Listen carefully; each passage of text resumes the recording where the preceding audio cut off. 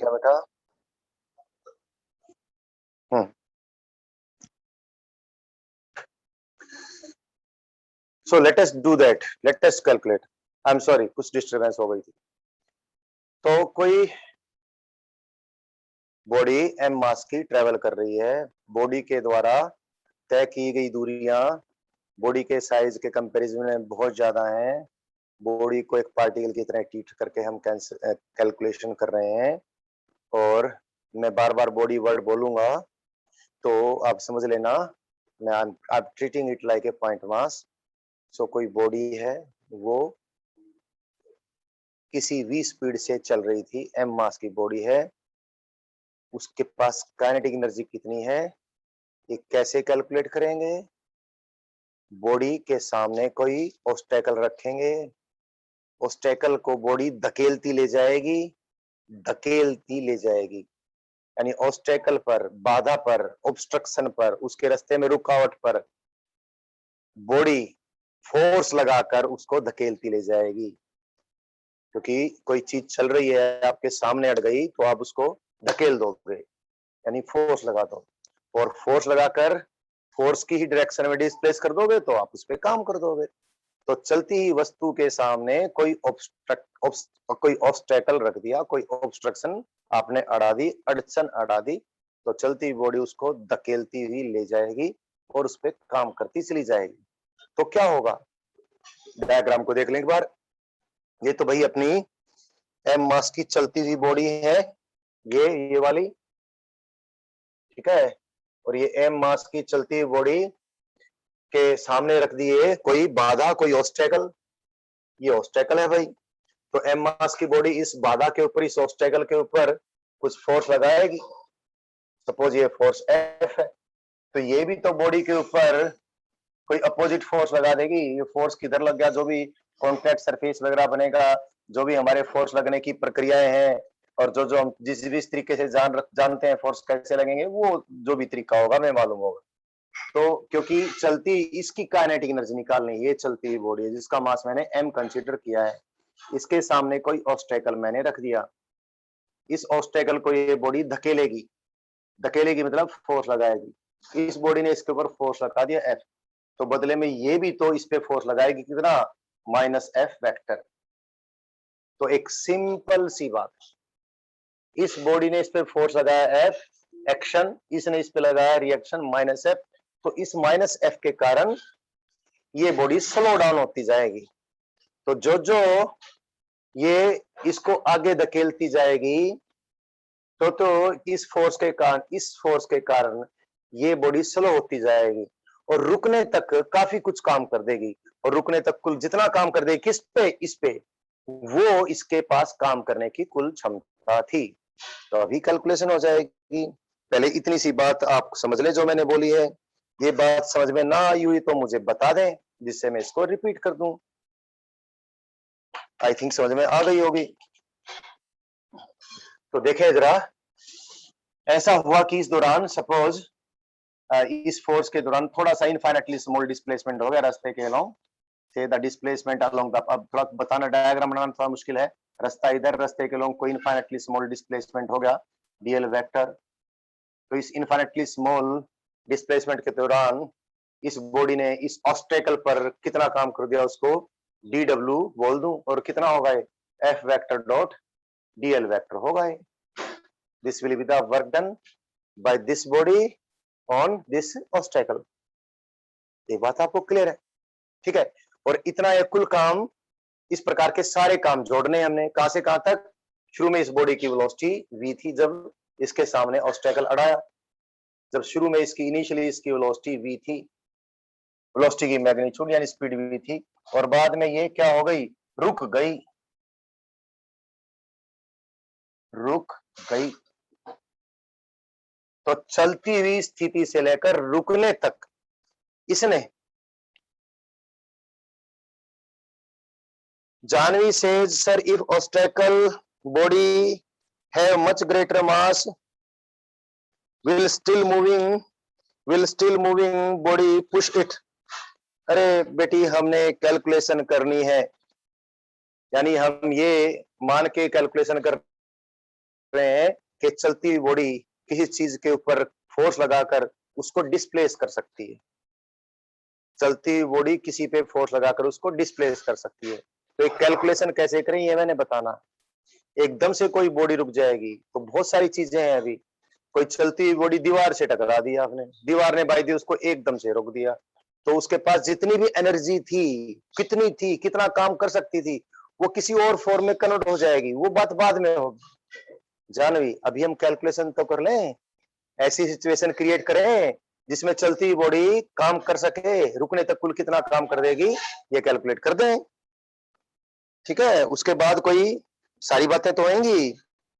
नमस्ते शिवानी, नमस्ते आयुष। तो उसके बाद फिर ये बात भी होंगी जो आप कह रहे हो, कोई चलती बॉडी के आगे एकदम से बहुत भारी बॉडी अड़ा दी तो क्या कुछ होगा, क्या कुछ नहीं होगा, वो सारी बातें जानेंगे। वो सब चीजें करनी है।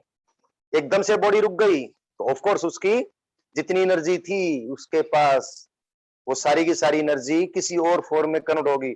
साउंड भी, हीट भी, वगैरह वगैरह वो सब करेंगे बच्चे। अभी सिर्फ इतना निकालें कि चलती हुई बॉडी के पास कितनी एनर्जी है और कैसे निकालें। वही बात जिस प्रकार से बता रहा हूं। चलती हुई बॉडी काम करना शुरू करी किसी बॉडी पर और उस बॉडी ने उसको स्लो करना शुरू कर दिया। तो चलती हुई बॉडी जिसके ऊपर काम कर रही है उसके ऊपर चलती हुई बॉडी रुक जाने तक कुल कितना काम कर देगी। और सिर्फ हम यही काम कंसीडर करेंगे और किसी रूप में एनर्जी वेस्ट नहीं होगी। अभी एनर्जी के बारे में हल्का सा आप समझें। अभी मैं ये कहूं कि एनर्जी वेस्ट नहीं होगी तो ही बहुत सारे प्रश्न आपके दिमाग में आएंगे। धीरे धीरे सारी बातें हम जाने, पहले इतनी सी शुरुआत कर लें। ठीक है बच्चे, तो इस चलती हुई बॉडी ने इनफाइनाइटली स्मॉल डिस्प्लेसमेंट किया इस ऑब्स्टेकल का, तो इतना काम कर दिया। ऐसे ऐसे सारे काम ऐड कर दें, टोटल डब्ल्यू निकाल लें, कहां से कहां तक, रुकने तक, रुकने तक। तो ये टोटल डब्ल्यू जो इस पे कर देगी रुकने तक, वही क्या होगी, इसकी चलते हुए होने के कारण काम करने की क्षमता, यही इसकी क्या होगी, काइनेटिक एनर्जी होगी। ये कैसे निकालेंगे, F vector dot DL vector का इंटीग्रेशन करेंगे, कहां से कहां तक, जब स्पीड बराबर है वी थी से लेकर रुक जाने तक। यानी इसको ठीक ठीक से इसको ठीक से लिख दूं, इसको ठीक से लिख दूं, वेरिएबल में वी बना दूंगा इस इंटीग्रेशन में। देखते जाना आप, F vector dot DL vector का इंटीग्रेशन, वी की वैल्यू स्पीड बराबर है, स्पीड बराबर है, स्पीड इक्वल टू वी से लेकर स्पीड इक्वल टू 0 तक। और आपको मालूम है डेफिनेट इंटीग्रल की property, when I change the limits then what happens. Yes yes, बताओ बताओ, पहला प्रश्न आपकी क्लासों से आ रहा है अभी। When we change the limits definite integral में क्या हो जाता है,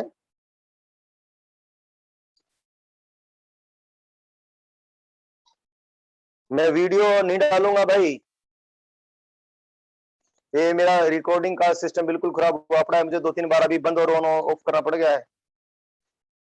तो मैं वीडियो अपलोड नहीं करूंगा, अपने साथियों को बोल दे फोन कर करके ज्वाइन कर ले। लर्निंग का क्लास में तो होने का सवाल ही नहीं उठता है वापिस से होने का।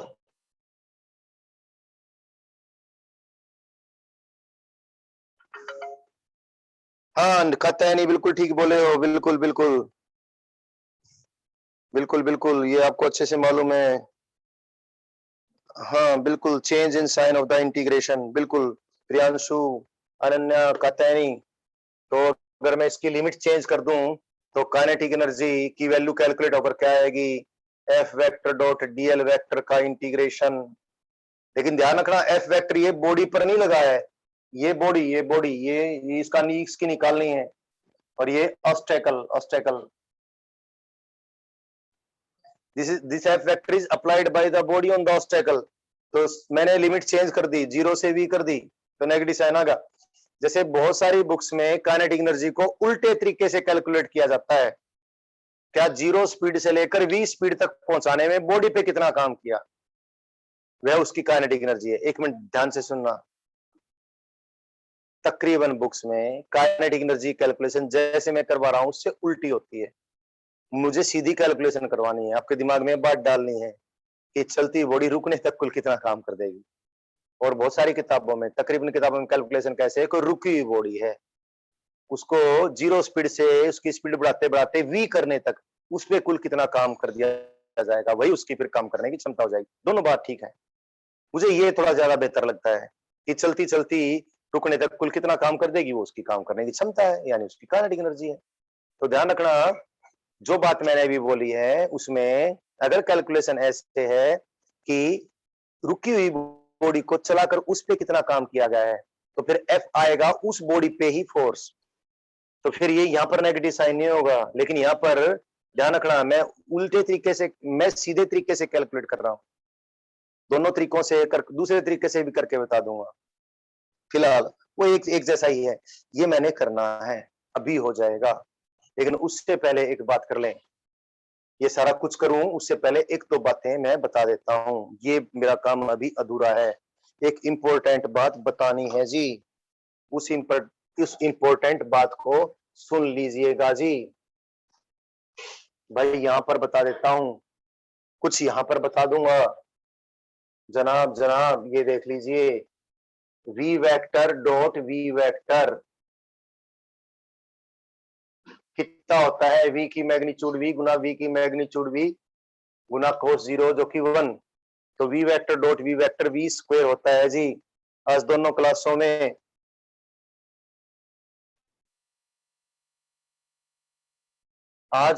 क्लासों में मैंने डिफरेंशियल लेना सिखाया है।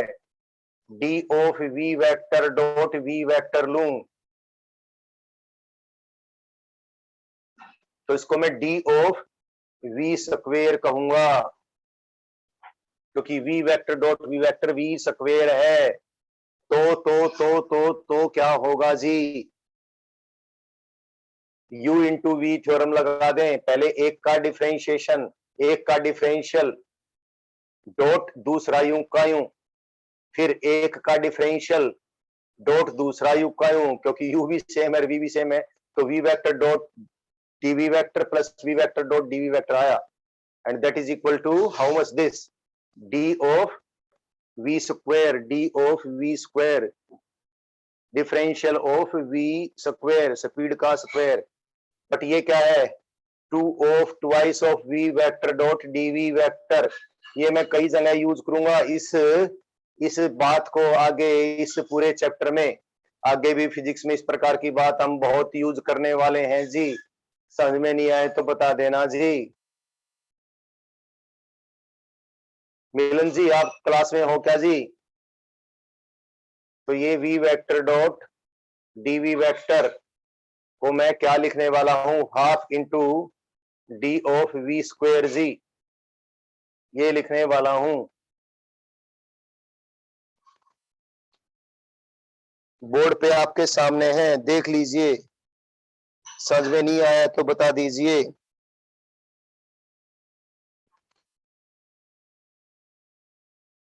ठीक है बच्चों, बालकों,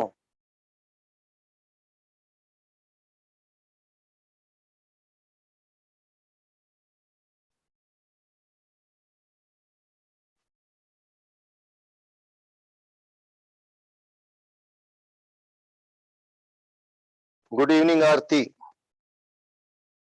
आरती गुड इवनिंग, मैसेज मैंने अभी देखा। तो नहीं सॉरी, आरती नहीं, सॉरी कृति, मुझे इस बच्ची की बहन का नाम ज्यादा याद रहता है।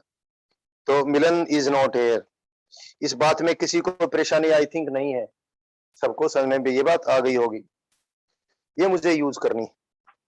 अभी देखो बच्चों, यहां तक हम पहुंच गए हैं क्या, चलती हुई बॉडी के आगे ऑब्स्टेकल लगा दिया, तो चलती हुई बॉडी ने उस ऑब्स्टेकल पे रुकने तक कुल कितना काम किया, वो ये है। यहां पर ध्यान रखना, दिस एफ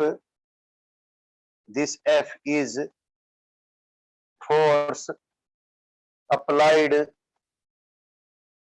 बाय चलती हुई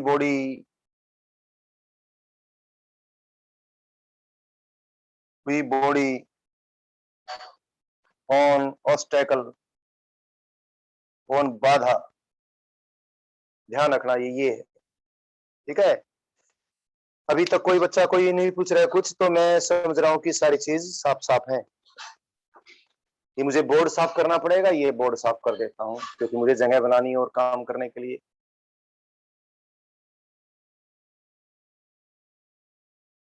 तो अभी जो बॉडी जो चल रही है उसकी मैं न्यूटन जला, इसका न्यूटन जला लिखूं, इसका, इस पे फोर्स लगा है माइनस एफ वेक्टर बराबर है इसका मास, इसका इसका जिसके हमने बात करनी है, जिस बॉडी की काइनेटिक एनर्जी निकाल ली उस पे तो फोर्स माइनस एफ लगा है, एंड न्यूटन सेकंड लॉ क्या है, फोर्स बराबर है मास इनटू एक्सेलरेशन। एक्सेलरेशन क्या होता है जी, डीवी वेक्टर बाई डीटी, ये होता है जी। दोनों साइडों का मैं डॉट प्रोडक्ट ले लेता हूं जी, किसके साथ, डीएल वेक्टर के साथ जी। तो m into D V vector divide by dt into DL vector, into नहीं सॉरी डॉट डीएल वेक्टर।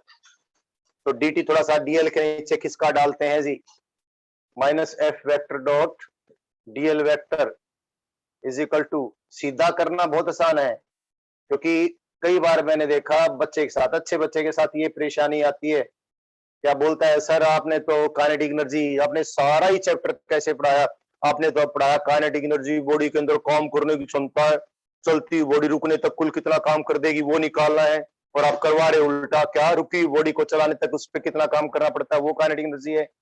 तो ऐसे, और बहुत बढ़िया बात है, तो ऐसे अच्छे बच्चे परेशान ना हो, इसलिए मैंने स्टाइल ही चेंज कर दिया है। मैंने स्टाइल ही क्या कर दिया है, चलती बॉडी रुकने तक कुल कितना काम कर देगी वही करवा रहा हूं, और ये बस होने ही वाला है।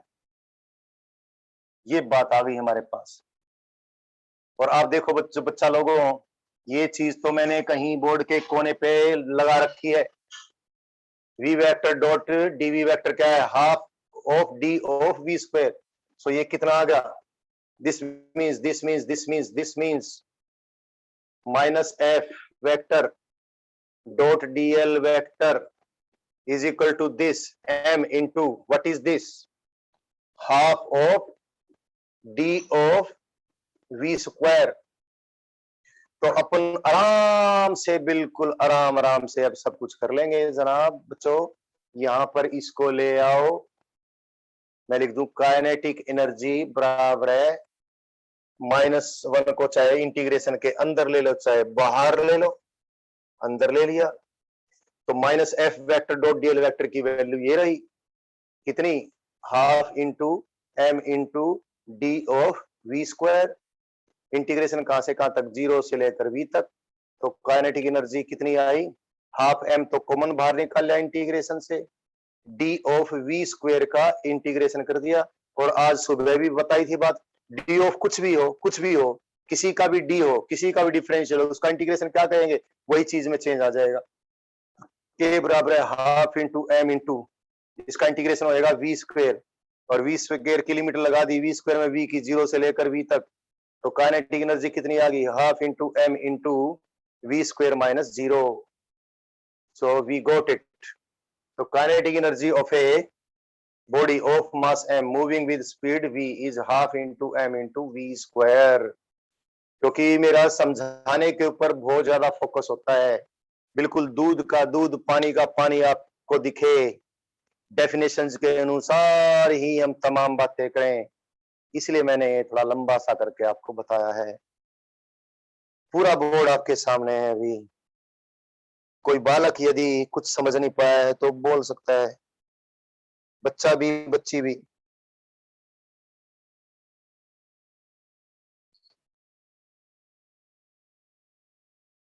बोलो बच्चों। प्रियांशु शर्मा है क्लास में, प्रियांशु शर्मा।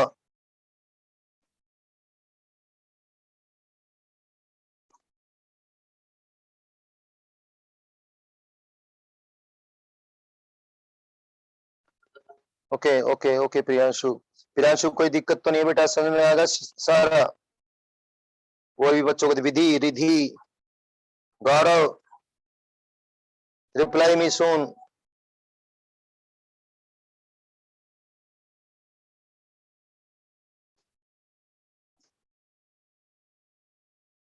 विधि okay so good, Ridhi so good, Gaurav so good, Shivani okay बेटा ओके।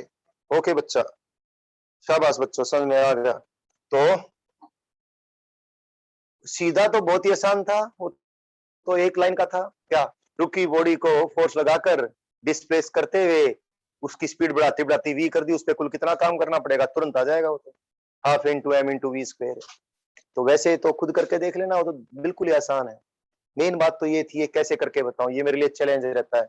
ये मैंने बता दिया है, नोट्स में मैंने ऐसे ही डाल रखा है, ठीक है। तो वन थिंग इज, अब एक बच्चे ने अभी प्रश्न पूछा था, शायद जानवी ने या किसी और ने, भूल गया, बेटी अब चलती बॉडी के पास इतनी काम करने की क्षमता है, ये हमने कैलकुलेट कर ली, और बाय द वे उसको एकदम से रोक दोगे तो यही काम करने की क्षमता किसी और फॉर्म ऑफ एनर्जी में कन्वर्ट हो जाएगी। लेकिन वो और फॉर्म ऑफ एनर्जी में काफी कुछ साउंड यानी वेव एनर्जी होगी, और काफी कुछ हीट होगी। वो कैसे होगी, वो जो जैसे आगे जैसे बढ़ते जाएंगे ना, वो हम समझते जाएंगे। हीट के बारे में बता दें थोड़ा सा, एक मिनट, एक आई थिंक शिवा, जानवी, जानवी आपने पूछा था ये भी, या शिवानी आपने पूछा था, जल्दी से बताओ। कुछ अभी बता दूंगा और कुछ बाद में आपको समझ में आ ही जाएगा। बोलो जल्दी बोलो, कौन बालक था?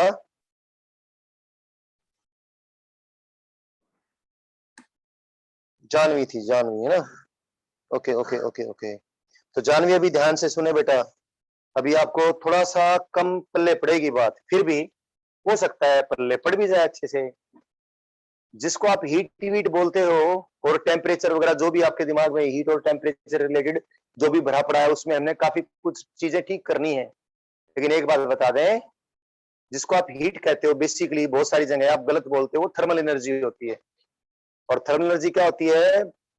बॉडी के पार्टिकल्स के रैंडम मोशन की काइनेटिक एनर्जी, रैंडम, इधर उधर दाएं बाएं। तो कोई पत्थर उठा के फेंक के मारा किसी चीज पे, जैसे वो उससे टकराएगा और पत्थर जो रुक जाएगा, तो पत्थर की जो काइनेटिक एनर्जी है ऑर्डर्ड मोशन की, वो पत्थर के ही मॉलिक्यूल्स के डिसऑर्डर्ड मोशन की काइनेटिक एनर्जी में, और जिससे टकराया उसके भी डिसऑर्डर्ड मोशन की काइनेटिक एनर्जी में कन्वर्ट हो जाएगा। उसी को लूज भाषा में हीट बोल देते हैं, और प्योर भाषा में थर्मल एनर्जी बोल देते हैं। और थर्मल एनर्जी अगर बढ़ गई तो उसको गरम गरम गरम आपको ऐसा लगेगा, उसको टच करोगे आपको लगेगा बहुत गर्म हो गई, है ना। गर्मी जिसको आप बोलते हो, टेम्परेचर ज्यादा बोलते हो, बेसिकली वो थर्मल एनर्जी कंटेंट है। आपको बताएंगे पूरी यूनिट है बहुत शानदार हीट एंड थर्मोडायनेमिक्स की, ठीक है बेटा, और साथ में साउंड भी प्रोड्यूस होगी। तो ऑर्डर्ड काइनेटिक एनर्जी बदल जाएगी, किसमें कन्वर्ट हो जाएगी? थर्मल एनर्जी में और साउंड एनर्जी में। हमने तो एक दो बार चिंगारी भी निकल रही थी देखी ऐसी, यानी लाइट एनर्जी भी डेवलप हो सकती है। तो प्लीज इतने में कुछ तो समझ में आया होगा आपको, है ना बच्चे? Janvi,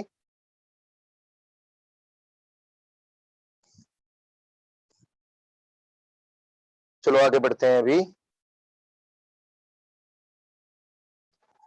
Janvi is typing, I am waiting, बच्चे जल्दी टाइप करो।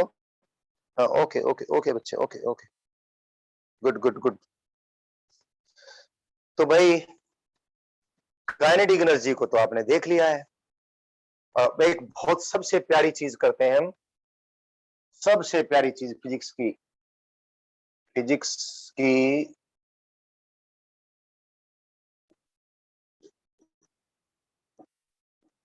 सबसे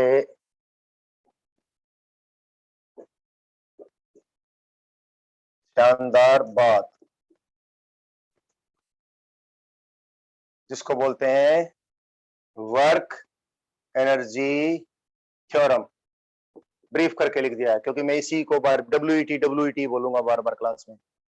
work energy theorem, the greatest shortcut every physicist applies everywhere in learning every concept in solving every situation, पूरी फिजिक्स में जिसको हम प्रचुर मात्रा में इस्तेमाल करने वाले हैं, उस महान चीज का नाम है वर्क एनर्जी थ्योरम। ध्यान से सुनिएगा, सीखिएगा, और अप्लाई करना भी सीखिएगा। दीपेश, चीजों को, कंसेप्टों को अप्लाई करना सिखाने के लिए ही इतने सारे क्वेश्चन करवाता हूं, ठीक है Deepesh? If you are here you will say yes. और आप देखो वर्क एनर्जी थ्योरम को आज मैं यूज करना, अप्लाई करना आपको सिखाऊंगा। मोशन इन वर्टिकल सर्कल आज ही निपट जाएगा और आपके बहुत सारे क्वेश्चन इस चैप्टर के यानी वर्क एनर्जी एंड पावर के करने लायक को आप आज ही हो जाने वाले हो और कल तक तो जबरदस्त चेंज हो जाएगा। WET work energy theorem Deepesh है ही नहीं क्लास। तो number 1 for a particle, work energy theorem को हम दो भागों में बांटते हैं। Work energy theorem for a particle, ये कोई पार्टिकल है भाई, इस पार्टिकल का नाम है सपोज इस पार्टिकल का नाम है कार्तिक। कार्तिक नाम का कोई पार्टिकल है। तो भाई ये पार्टिकल चाहे बहुत सारे पार्टिकलों का संगी साथी हो, इस पार्टिकल का नाम प्रियांशु, इस पार्टिकल का नाम रोनित, इस पार्टिकल का नाम दिव्या, इस पार्टिकल का नाम अनन्या, इस पार्टिकल का नाम कात्यायनी, इस पार्टिकल का नाम हिमांशी, बहुत सारे पार्टिकलों के साथ ये पार्टिकल हो सकता है। बात मैं क्या बोल रहा हूं, दीपेश है ठीक है और ओके ओके। अरे यार आज मैंने 12th वालों की क्लास बुला रखी थी, वो बोलना ही भूल गया। एक मिनट बच्चों, मैं 12th वाले के पास मैसेज छोड़ देता हूँ कि मैंने तो 11th की क्लास लगा ली।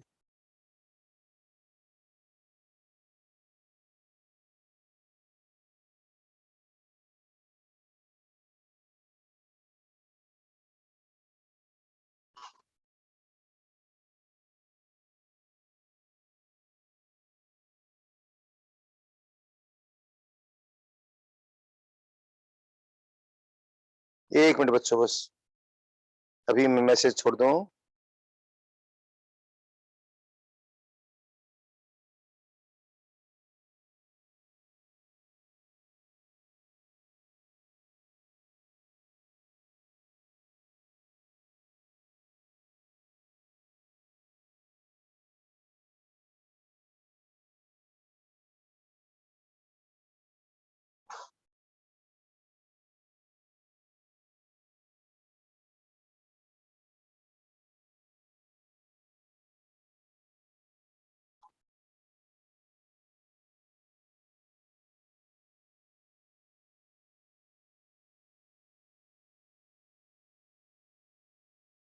चलो हो गया मैसेज। मैं क्या कह रहा था कि कोई पार्टिकल है, ये बहुत सारे पार्टिकलों का संगी साथी हो सकता है।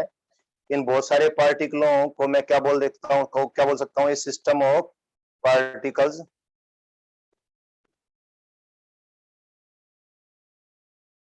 सिस्टम ऑफ पार्टिकल्स में कार्तिक के ऊपर दीपेश ने फोर्स लगाया, कार्तिक के ऊपर दीपेश, ये दीपेश के ऊपर तो कार्तिक ने लगाया, कार्तिक के ऊपर दीपेश ने लगाया, और इसी प्रकार से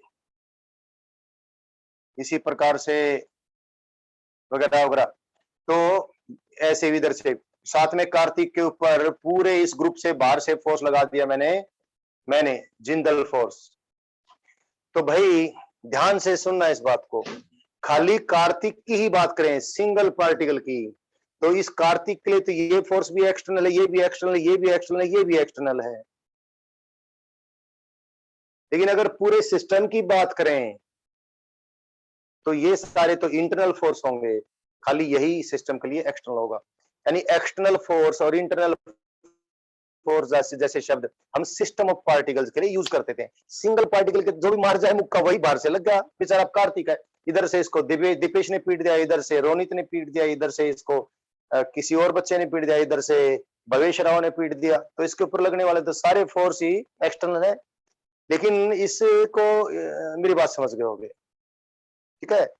एक्सटर्नल और इंटरनल फोर्स में अंतर तभी होता है जब एक पार्टिकलों का सिस्टम मान लें, तो आपस में पार्टिकल एक दूसरे के साथ धक्का मुक्की करें, वो इंटरनल, और बाहर से कोई थप्पड़ चट्टू मारेगा तो वो एक्सटर्नल फोर्स है, ठीक है।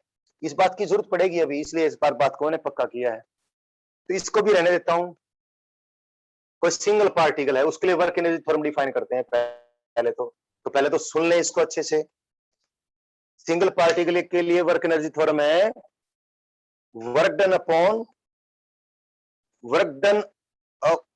By the resultant force, work done by the resultant force, यानी जितने भी फोर्स पार्टिकल पे लगे हुए हैं, ये फोर्स, ये फोर्स, ये फोर्स, ये फोर्स, जितने भी हैं, अगर मैं खाली इस पार्टिकल को ही कंसीडर करूं, खाली इस पार्टिकल को ही कंसीडर करूं, तो इस पार्टिकल के ऊपर जितने भी फोर्स लगे हुए हैं, ये वाला, ये वाला, ये वाला, सब फोर्सेज का रिजल्टेंट इसके ऊपर जितना भी काम करेगा, वो पता है किसके बराबर होगा? इस पार्टिकल की काइनेटिक एनर्जी में परिवर्तन के बराबर। तो let me state in your learning language, work done by the resultant force, I'm sitting here, work done by the resultant force on a particle is equal to change in its kinetic energy.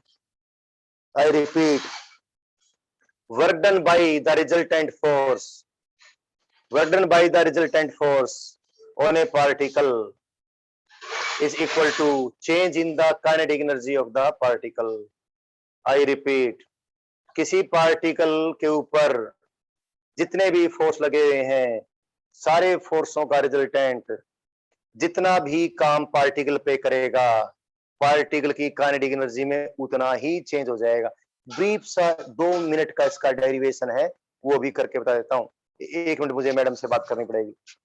Sonia, ये सामने ये polythene रखी होगी दवाई की, उसमें से मुझे एलरेडी देना, देखना अभी ले आया, यहाँ पर पानी दे दे मेरे को, पूरा कप प्लीज देना। सामने ही ड्रार के अंदर दवाइयों की वो होगी, व्हाइट सी पॉलीथीन, जिसमें उस दिन दवाई लेके आया था मैं तेरे साथ जाके। Yes yes, it is that. पानी भी। सो से the resultant force on this particle is F. Particle के लिए वर्क मैंने स्टेटमेंट दे दी उसकी, उसको प्रूव करके देख रहा हूँ, उसको वेरीफाई करके देख रहा हूँ। और रिजल्टेंट फोर्स लगे इस पार्टिकल का डीएल डिस्प्लेसमेंट होगा, तो पार्टिकल के ऊपर रिजल्टेंट फोर्स ने कितना काम कर दिया? एफ वेक्टर डॉट डीएल वे काम कर दिया। तो टोटल काम पार्टिकल के ऊपर कितना हो जाएगा? Total work on the particle by the resultant force is F vector dot DL vector का इंटीग्रेशन फ्रॉम फर्स्ट सिचुएशन जब उसकी स्पीड यू थी, तो फाइनल सिचुएशन काम होते होते उसकी स्पीड बदलती चली गई, क्योंकि फोर्स लगेगा तो एक्सेलरेशन होगा, तो स्पीड बदलेगी। स्पीड बदलेगी या नहीं बदलेगी देखेंगे, लेकिन वेलोसिटी तो चेंज होगी। कई बार वेलोसिटी चेंज होती है, स्पीड चेंज होती है, कोई बात नहीं, वो सब चीजें इंक्लूड होंगी इसमें। Yes yes, it is that. Thank you, leave it here, मैं इसको वापस करूंगा।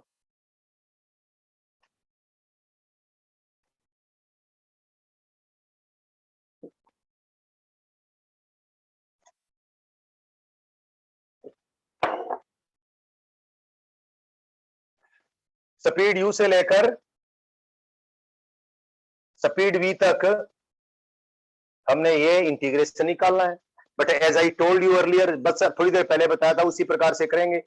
एफ वेक्टर बराबर है mass into acceleration of the particle, और फिर वही प्रोसीजर करते हैं, दोनों साइडों का डॉट प्रोडक्ट ले लें डीएल वेक्टर के साथ। डीएल वेक्टर बाई डी क्या हो जाएगा? V vector. तो f vector dot DL vector क्या हो जाएगा? M into DL vector by d क्या? V vector dot d vector, ये आ गया। और v vector dot d vector अभी बोर्ड से मिट गया, थोड़ी देर पहले मैंने आपको बताया था। ये क्या है? अभी बताया था, ये कुछ बच्चों को याद भी होगा, वो बहुत आसानी से लिख देंगे। चलो उनकी तरफ से मैं ही लिख देता हूं। एम तो ये एम लिख दिया, v vector dot we vector लिखा था हमने, half into D of we square. तो f vector dot DL vector की वैल्यू यहां पर पुट कर देता हूं।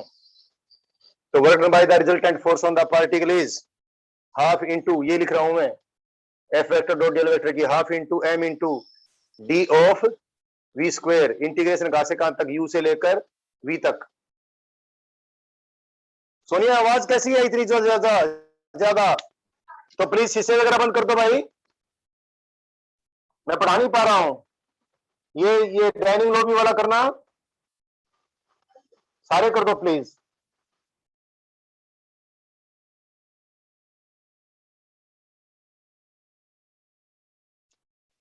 कहां गया? हाँ, ये हो गया है बच्चों,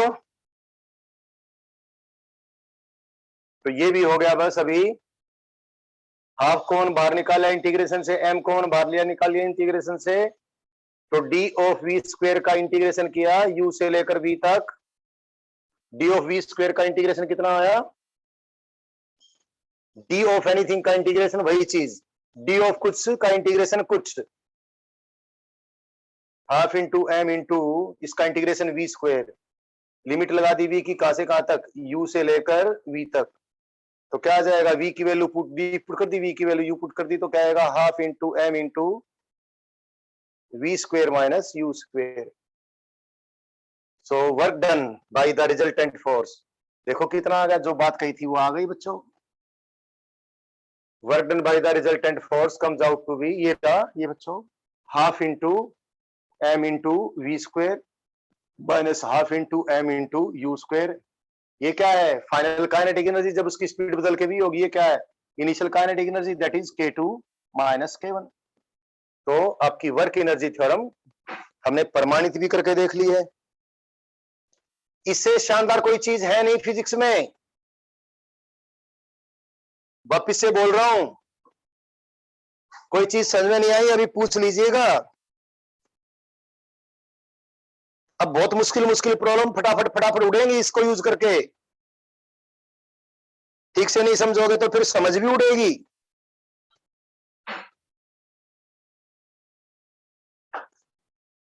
जानवी जानवी,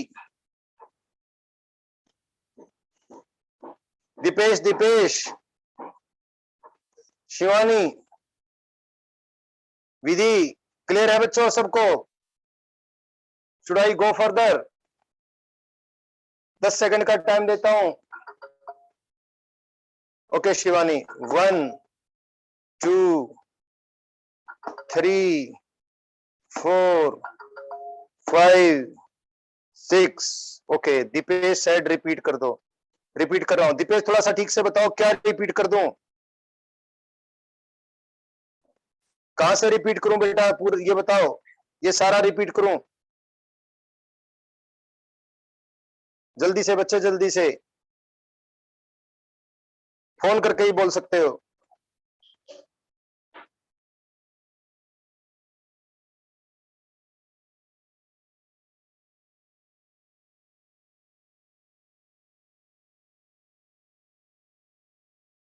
दीपेश लिखने में वक्त लगेगा तो फोन करके बोल दो बेटा।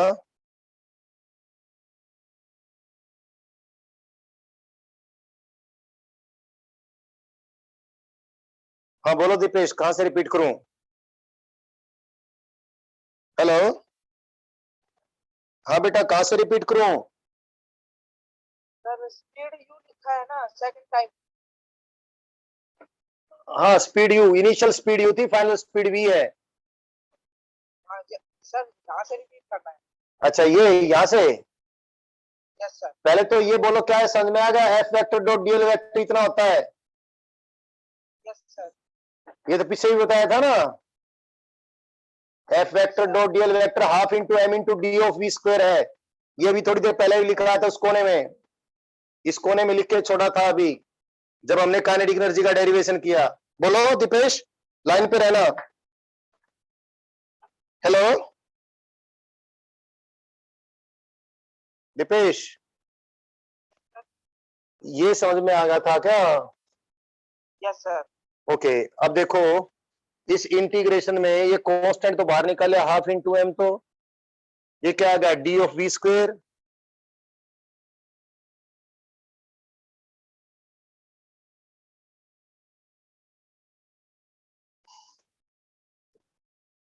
D of we square Deepesh, D of we square, D of कुछ भी क्या आएगा, कुछ भी इंटीग्रेट होकर, तो डी ऑफ वी स्क्वायर का इंटीग्रेशन आ गया वी स्क्वायर, तो ये हाफ एम तो था ही, डी ऑफ वी स्क्वायर का इंटीग्रेशन आ गया वी स्क्वायर। अब वी की लिमिट लगा दी, यू से लेकर वी तक। लिमिट कैसे लगाते हैं, पहले फाइनल वैल्यू पुट करते हैं, तो वी की फाइनल वैल्यू तो वी पुट की, तो ये आ गया वी स्क्वायर,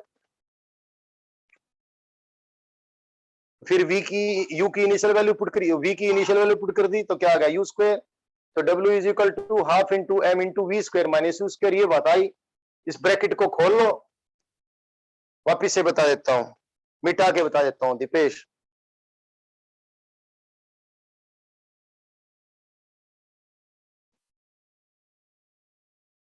ये चीज हम पीछे बता चुके, आपसे पूछ चुके, आपको समझ में आया नहीं आया, यहाँ पूरा कोना मैंने बना दिया था, आई होप ये समझ में आया था। इंटीग्रेशन से कांस्टेंट क्वांटिटी को कॉमन बाहर निकाल लिया, यही लिख देता हूं, यू से लेकर वी तक स्पीड चेंज हो रही है, ऐसे थोड़ा छोटा हो जाएगा देखने में। और ये आ गया डी ऑफ वी स्क्वायर। अरे डी ऑफ टट्टू का भी इंटीग्रेशन होएगा, टट्टू डी ऑफ कुछ का इंटीग्रेशन होएगा कुछ, डी ऑफ एक्स का इंटीग्रेशन होएगा एक्स, मतलब उसमें चेंज, डी एक्स का इंटीग्रेशन एक्स में change, D of we square का इंटीग्रेशन वी स्क्वायर में चेंज। लिमिट है कहां से कहां तक, यू से लेकर वी तक। तो ये कितना आ गया इंटीग्रेट होके, वी स्क्वायर में चेंज, वी स्क्वायर की final value V square, V square की इनिशियल वैल्यू यू स्क्वायर, ये आ गया। इंटीग्रेशन यदि नहीं आता है तो आप पिछली लर्निंग अपनी ठीक से करें, half into M into we square minus half into M. अगर आपको मैथमेटिकल स्टेप्स नहीं आते हैं और वेक्टर्स नहीं आते हैं तो फिजिक्स तो गुनाह हो जाएगी भाई, कितना टीचर आपके साथ साथ चलेगा। Half into M into we square minus half into M into you square, I think Deepesh समझ में आ गया होगा। फिर भी यदि पिछली लर्निंग खराब है तो उसको बेटा आप ठीक से करें, ज्यादा मेहनत करें। ये फाइनल काइनेटिक एनर्जी, ये है इनिशियल काइनेटिक एनर्जी, यानी K2 माइनस K1, यानी work done by the resultant force on the particle. चाहे रिजल्टेंट फोर्स कितना अच्छा हो, कितना ही खराब हो, कितना ही गंदा हो, कई बार रिजल्टेंट फोर्स काम ही नहीं करता तो काइनेटिक एनर्जी में चेंज ही नहीं होती, तो फाइनल काइनेटिक एनर्जी वही रहती है, इनिशियल भी वही रहती है, तो डिफरेंस जीरो रहता है। वो बात भी है, सब बातें इसमें। तो हमने वर्क एनर्जी थ्योरम का पहला पार्ट कर लिया है। वर्क डन बाय द पहला पार्ट क्या, work energy theorem for a particle. अगला पार्ट करते हैं, work energy theorem for a system of particles. बस थोड़ा ऐसा ही, डेरिवेशन भी एक लाइन का, चाहे करो चाहे ना करो। What I say now is work energy theorem for a system of particles.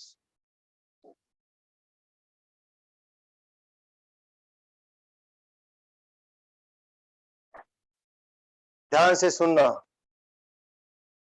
Work done bye all the forces, internal as well as external, upon a system of particles is equal to change in the total kinetic energy of the system. Repeat करूंगा, ट्रिपीट करूंगा, चुरपीट करूंगा, पता नहीं कितनी बार इसको वापस, 3-4 बार इसको वापस बोल कर बोल रहा हूं, 3-4 बार इसको वापस बोल कर बोल रहा हूं। थोड़ा बैठ के 3-4 बार बोलूंगा भाई। हाँ जी, यहां पर बैठ गया जी मैं। Work energy theorem for a system of particles, फिर से रिपीट कर रहा हूं, work done by all the forces, internal forces as well as external forces. Work, वापिस से बोलता हूं, work done by all the forces internal as well as external upon a system of particles is equal to change in total kinetic energy of the system. Repeat तो कर दिया है, फिर एक बार से तीसरी बार वापिस बोल देता हूं, work done bye all the forces, internal forces as well as external forces upon a system of particles is equal to change in total kinetic energy of the system of particles. I think काफी है, सुन गया होगा आप। अब इसका derivation तो बहुत आसान है यार। इस पूरे सिस्टम ऑफ पार्टिकल्स में अकेले अगर पार्टिकल को देखूं तो उसके लिए तो सब चीजें, एक पार्टिकल की तो एक पार्टिकल की बात है, तो इसके ऊपर कुल कितना काम हुआ, इसके ऊपर कुल कितना काम हुआ, तो total work done by all the forces अगर करूं तो work done upon first particle plus work done upon second particle plus work done upon third particle, total work done upon all the part, total work done upon whole of the system of particles is equal to work done upon first particle plus work done upon second particle plus work done upon third particle plus plus plus plus plus plus plus plus सारे particle शामिल कर लिए। ठीक है, बराबर है। पहले particle के ऊपर सिंगल पार्टिकल तो सिंगल पार्टिकल है, उस पे तो एक्सटर्नल और इंटरनल सब मिला मिलूकर सारे एक्सटर्नल रिजल्टेंट फोर्स बैठेंगे, और पहले पार्टिकल पे रिजल्टेंट फोर्स कितना काम करेगा, पहले पार्टिकल की फाइनल काइनेटिक एनर्जी माइनस पहले पार्टिकल की इनिशियल काइनेटिक एनर्जी। अभी तो डेरिवेशन किया, ये किसके लिए, पहले पार्टिकल के लिए। सिमिलरली क्या, दूसरे पार्टिकल की फाइनल काइनेटिक एनर्जी माइनस दूसरे पार्टिकल की इनिशियल काइनेटिक एनर्जी दूसरे पार्टिकल के लिए। और तो बच्चों सिंबल इस प्रकार के लेने पड़े, कोई घबराए नहीं, घबराना नहीं इससे, बिल्कुल नहीं, डरना मत। और कोई सिंबल है ही नहीं ना। प्लस तीसरे पार्टिकल के ऊपर भी टोटल, तीसरे पार्टिकल के ऊपर लगने वाले सारे फोर्सेस, जिसमें इंटरनल भी हो गए एक्सटर्नल भी हो गए, तीसरे पार्टिकल के लिए तो रिजल्टेंट फोर्स कंसीडर किया जाएगा ना। और तीसरे पार्टिकल पे रिजल्टेंट फोर्स कितना काम करेगा, तीसरे पार्टिकल की फाइनल काइनेटिक एनर्जी माइनस तीसरे पार्टिकल की इनिशियल काइनेटिक एनर्जी। ऐसे जोड़ते गए जोड़ते गए जोड़ते गए जोड़ते गए जोड़ते गए, जोड़ते चले जाओ। अब देखो क्या होएगा जादू, सबकी फाइनल काइनेटिक एनर्जी इकट्ठे कर दो। पहले पार्टिकल की फाइनल काइनेटिक एनर्जी, पहले की जैसे लिख देता हूं, प्लस दूसरे की फाइनल काइनेटिक एनर्जी प्लस तीसरे की फाइनल काइनेटिक एनर्जी, ये प्लस प्लस प्लस ऐसे करते गए, माइनस सबकी इनिशियल काइनेटिक एनर्जी से नेगेटिव साइन कॉमन ले लिया। पहले पार्टिकल की इनिशियल काइनेटिक एनर्जी प्लस दूसरे पार्टिकल की इनिशियल काइनेटिक एनर्जी दूसरे की, प्लस तीसरे पार्टिकल की initial kinetic energy plus plus plus plus, ये क्या आ गई, total final kinetic energy, total final kinetic energy. ये क्या आ गई, टोटल इनिशियल काइनेटिक एनर्जी। और दिस इज द मोस्ट शानदार चीज ऑफ फिजिक्स, फिजिक्स की सबसे शानदार बात, बहुत शानदार बात। Work done by all the forces, internal forces as well as external forces upon a system of particles is equal to change in its total kinetic energy, that is final total kinetic energy minus initial total kinetic energy। Derivation हो गया है, समझा दिया है, apply करना अब सिखा रहा हूं, अप्लाई करना अभी सिखा रहा हूं। रुक जाता हूं, 10 सेकंड का वक्त दे देता हूं। कोई बालक यदि समझना चाहता हो कुछ बात रिपीट में, क्योंकि इंपॉर्टेंट है, बता दे, अभी तो बोर्ड मिटा नहीं है।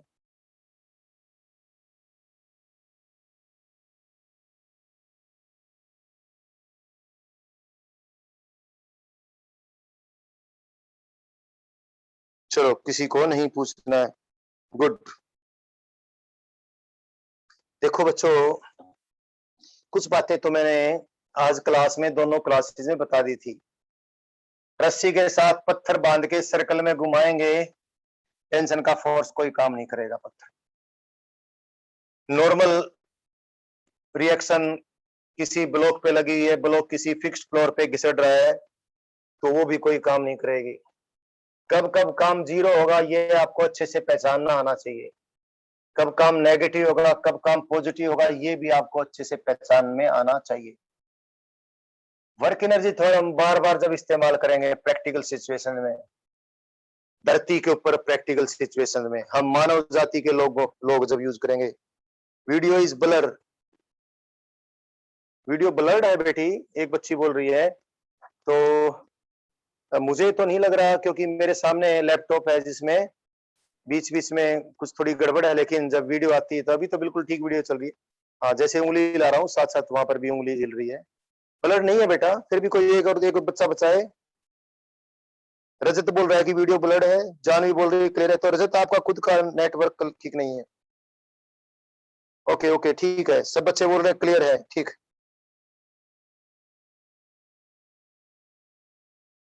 तो रजत आपका कुछ गड़बड़ है बेटा, आपका नेटवर्क, ठीक है। मैं आगे बढ़ जाता हूँ।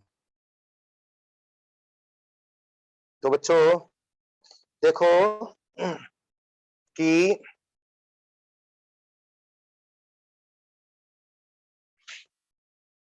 बात यह है कि बहुत सारी प्रैक्टिकल सिचुएशन में वर्क एनर्जी थ्योरम को यूज करना सिखाऊंगा। उससे पहले सोच लो यूज करना ही सिखा रहा हूँ। उस मतलब कुछ चीजें पहले से अच्छे से हो जाए, फिर बड़ी प्रॉब्लम में उनको हम फटाफट फटाफट यूज कर लेंगे। बहुत सारी प्रैक्टिकल सिचुएशंस में, यानी हम मानव जाति के लोग धरती पे जब प्रैक्टिकल सिचुएशंस में कुछ कैलकुलेशन वगैरह करेंगे, तो भैया धरती माता का फोर्स तो प्रेजेंट होगा है यार, ग्रेविटी का फोर्स तो प्रेजेंट होगा ही होगा। और कोई बहुत ज्यादा ऊंचाई तक नहीं गए, कोई 40-50 किलोमीटर, 40-50 किलोमीटर से भी और ऊपर नहीं गए, धरती के सरफेस से कोई ज्यादा 1-2-3 किलोमीटर तक ही गए, और ज्यादा ऊंचे नहीं जा रहे हो। तो ऐसी स्थिति में ग्रेविटी का फोर्स आप लगभग कांस्टेंट ही मानना। तो ग्रेविटी का फोर्स जो कि कांस्टेंट है, और ग्रेविटी का फोर्स यदि काम करता है, तो याद रखने योग्य बातें, very important, very very important. If the sorry, हाँ चलो, इफ द, ठीक लैंग्वेज है, work is done only by earth gravity,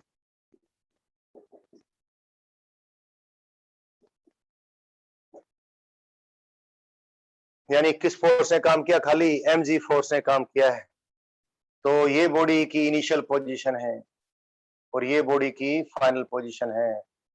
यहां से यहां तक बॉडी गई, बॉडी का डिस्प्लेसमेंट वेक्टर है s।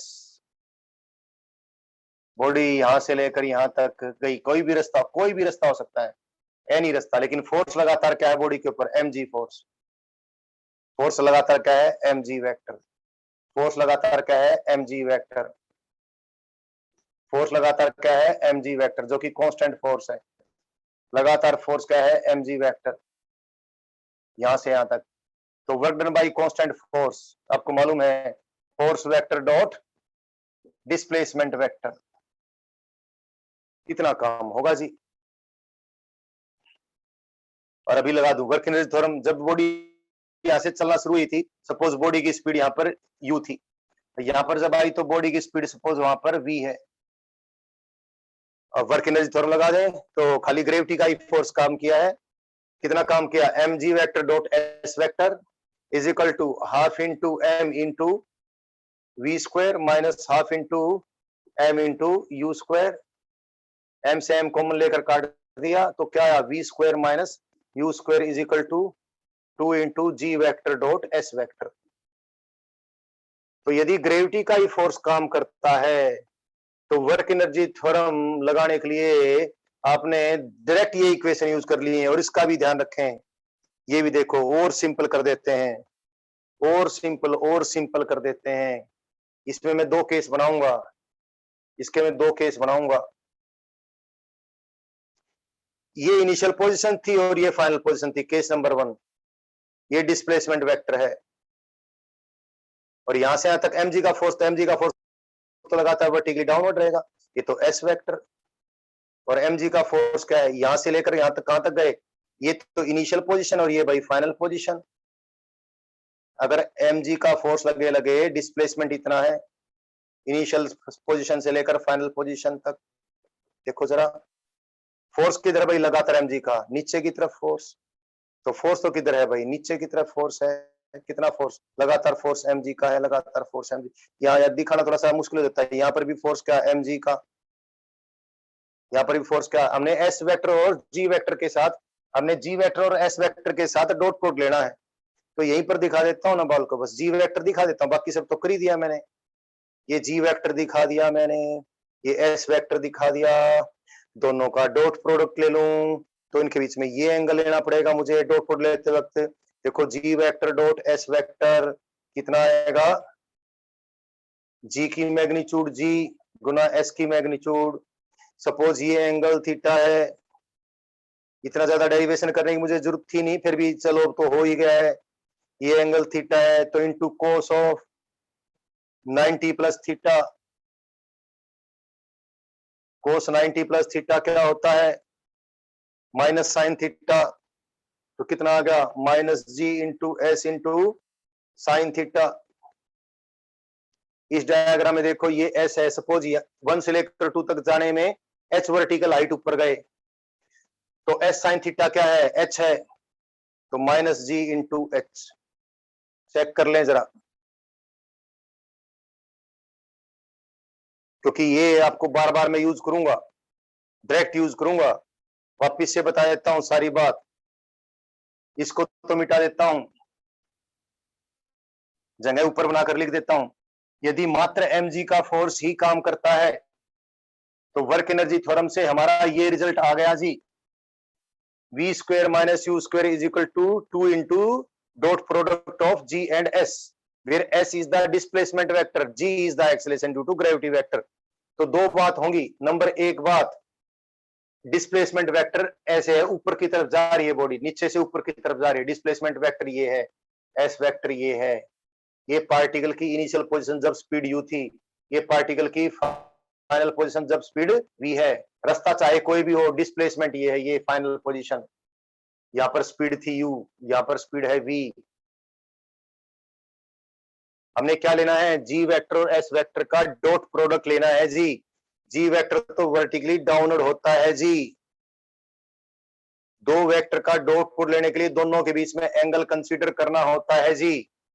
इनके बीच में इतना एंगल है 90 प्लस ये horizontal line 90 plus this, suppose this angle is theta. तो g vector dot s vector कितना आया, इतना लंबा चौड़ा कर दिया मैंने, खुद ही लग रहा है यार ऐसा क्यों किया, बट अब तो हो गया है तो होने दो।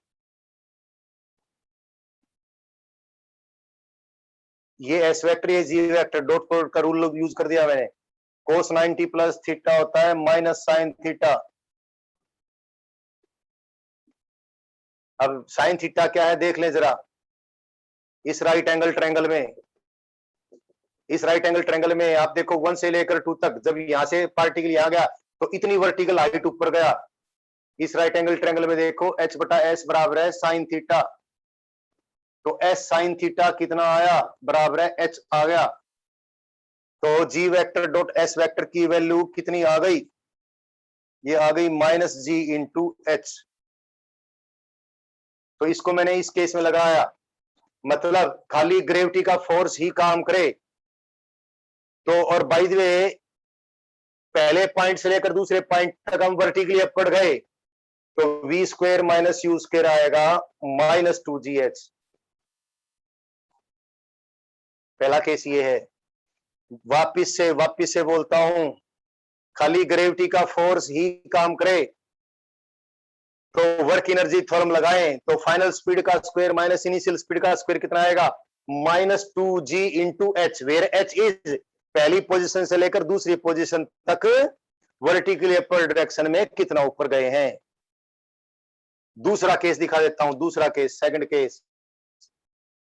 ये इनिशियल पोजीशन थी, ये फाइनल पोजीशन थी, और डिस्प्लेसमेंट ये है एस वेक्टर, ये इनिशियल पोजीशन और ये फाइनल पोजीशन, और ग्रेविटी का एक्सेलरेशन ड्यू टू ग्रेविटी तो वर्टिकली डाउनवर्ड है ये जी, ये तो है ही है। हमने निकालना है क्या, हमने निकालना है s vector dot g vector, तो g vector dot s vector कितना आया, g into s into cos theta. लेकिन जब यहां से यहां तक आएंगे, देखो इस पॉइंट से लेकर इस पॉइंट तक आने में ये हॉरिजॉन्टल लाइन है सेकंड पोजीशन पे, तो इतनी हाइट नीचे आ गए, एच हाइट नीचे आ गए, हम एच हाइट नीचे आ गए। देखे जरा h बटा s क्या है, इस ट्रायंगल को देखो, h by s is cos theta, तो h is s cos theta, या पुट कर दें तो g vector dot s vector कितना आ जाएगा, g इंटू एच आ जाएगा। और इस वर्क एनर्जी थ्योरम को इस्तेमाल कर दें तो क्या आया बोलो इस केस में, v square minus you square is equal to 2 into g into h. तो भाई अब याद कैसे करें, बात ये है, खाली ग्रेविटी का ही फोर्स काम करता है। ये सारा डेरिवेशन कई बार बच्चे को परेशान कर देता है, ये बात भी आनी चाहिए, बट ध्यान रखें अब याद करने की मेन बात है, खाली ग्रेविटी का ही फोर्स काम करता है, खाली ग्रेविटी, और कोई फोर्स काम नहीं, कई फोर्स है, टेंशन है, पेंशन है, डेंशन है, वो काम नहीं करते। डिस्प्लेसमेंट उनका परपेंडिकुलर, ऐसी सिचुएशन बार बार अभी आएगी, सोचो आई गई है तुरंत बाद। तो ये खाली ग्रेविटी का ही फोर्स काम करता है, तो v square minus you square बराबर है 2gh, लिख देना 2gh। h क्या है, पहले पॉइंट से लेकर दूसरे पॉइंट तक आप कितना वर्टिकल गए, अगर वर्टिकली अपवर्ड जा रहे हो तो माइनस 2gh लिख देना, और वर्टिकली डाउनवर्ड जा रहे हो तो 2gh लिख देना। बस इतना सा काम करना है। सबसे पहले तो इसी चीज को यूज करके एक बिल्कुल छोटी सी प्रॉब्लम करवा देता हूं। कॉपी पेन उठाकर रेडी हो जाएं। जो बच्चा सबसे पहले आंसर देगा उसको बहुत शाबाशी दूंगा मैं, अभी भी और क्लास में भी।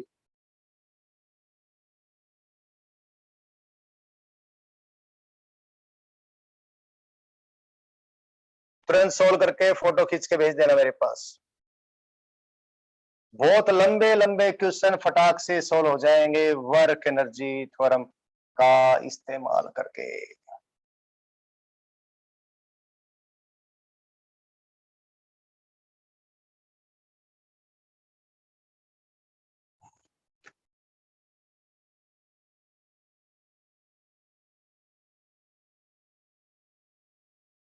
ऐसा कोई ट्रैक है, ऐसा कोई ट्रैक है, ट्रैक, ऐसा कोई माउंट टाइप की कोई चीज है,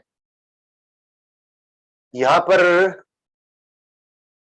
कोई एम मास का ब्लॉक रखा था, रेस्ट में था,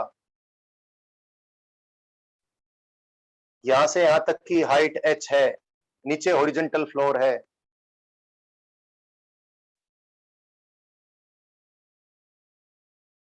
यहां से यहां तक ये पूरा स्मूथ है, दिस स्मूथ, SMOOTH, और उसके जैसे ही नीचे हॉरिजॉन्टल फ्लोर पे चलते हैं, ये पूरा रफ है, ये रफ है, rough rough with coefficient of friction mu. Acceleration due to gravity as usual g vector होता है, जो कि वर्टिकली डाउनवर्ड है, जी नीचे की तरफ। प्रॉब्लम है नॉन न्यूमेरिकल, तुरंत आपने इसका आंसर निकालना है। तो ये यहाँ पर रेस्ट में रखा था, आपने देख लिया फिसलने वाला है, किसी ने पीछे जाकर इसको फूंक मार दी।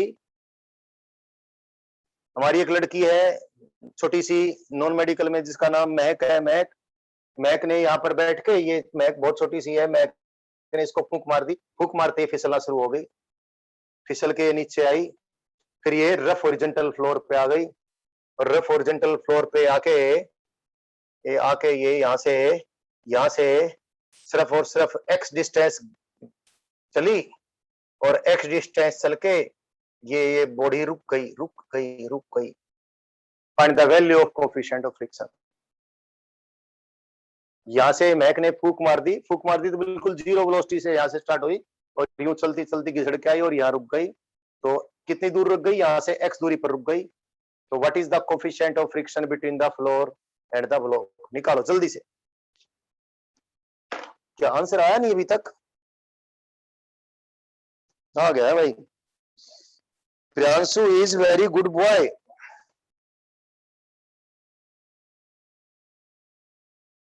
शाबाश प्रियांशु, गुड। शाबाश परम, गुड।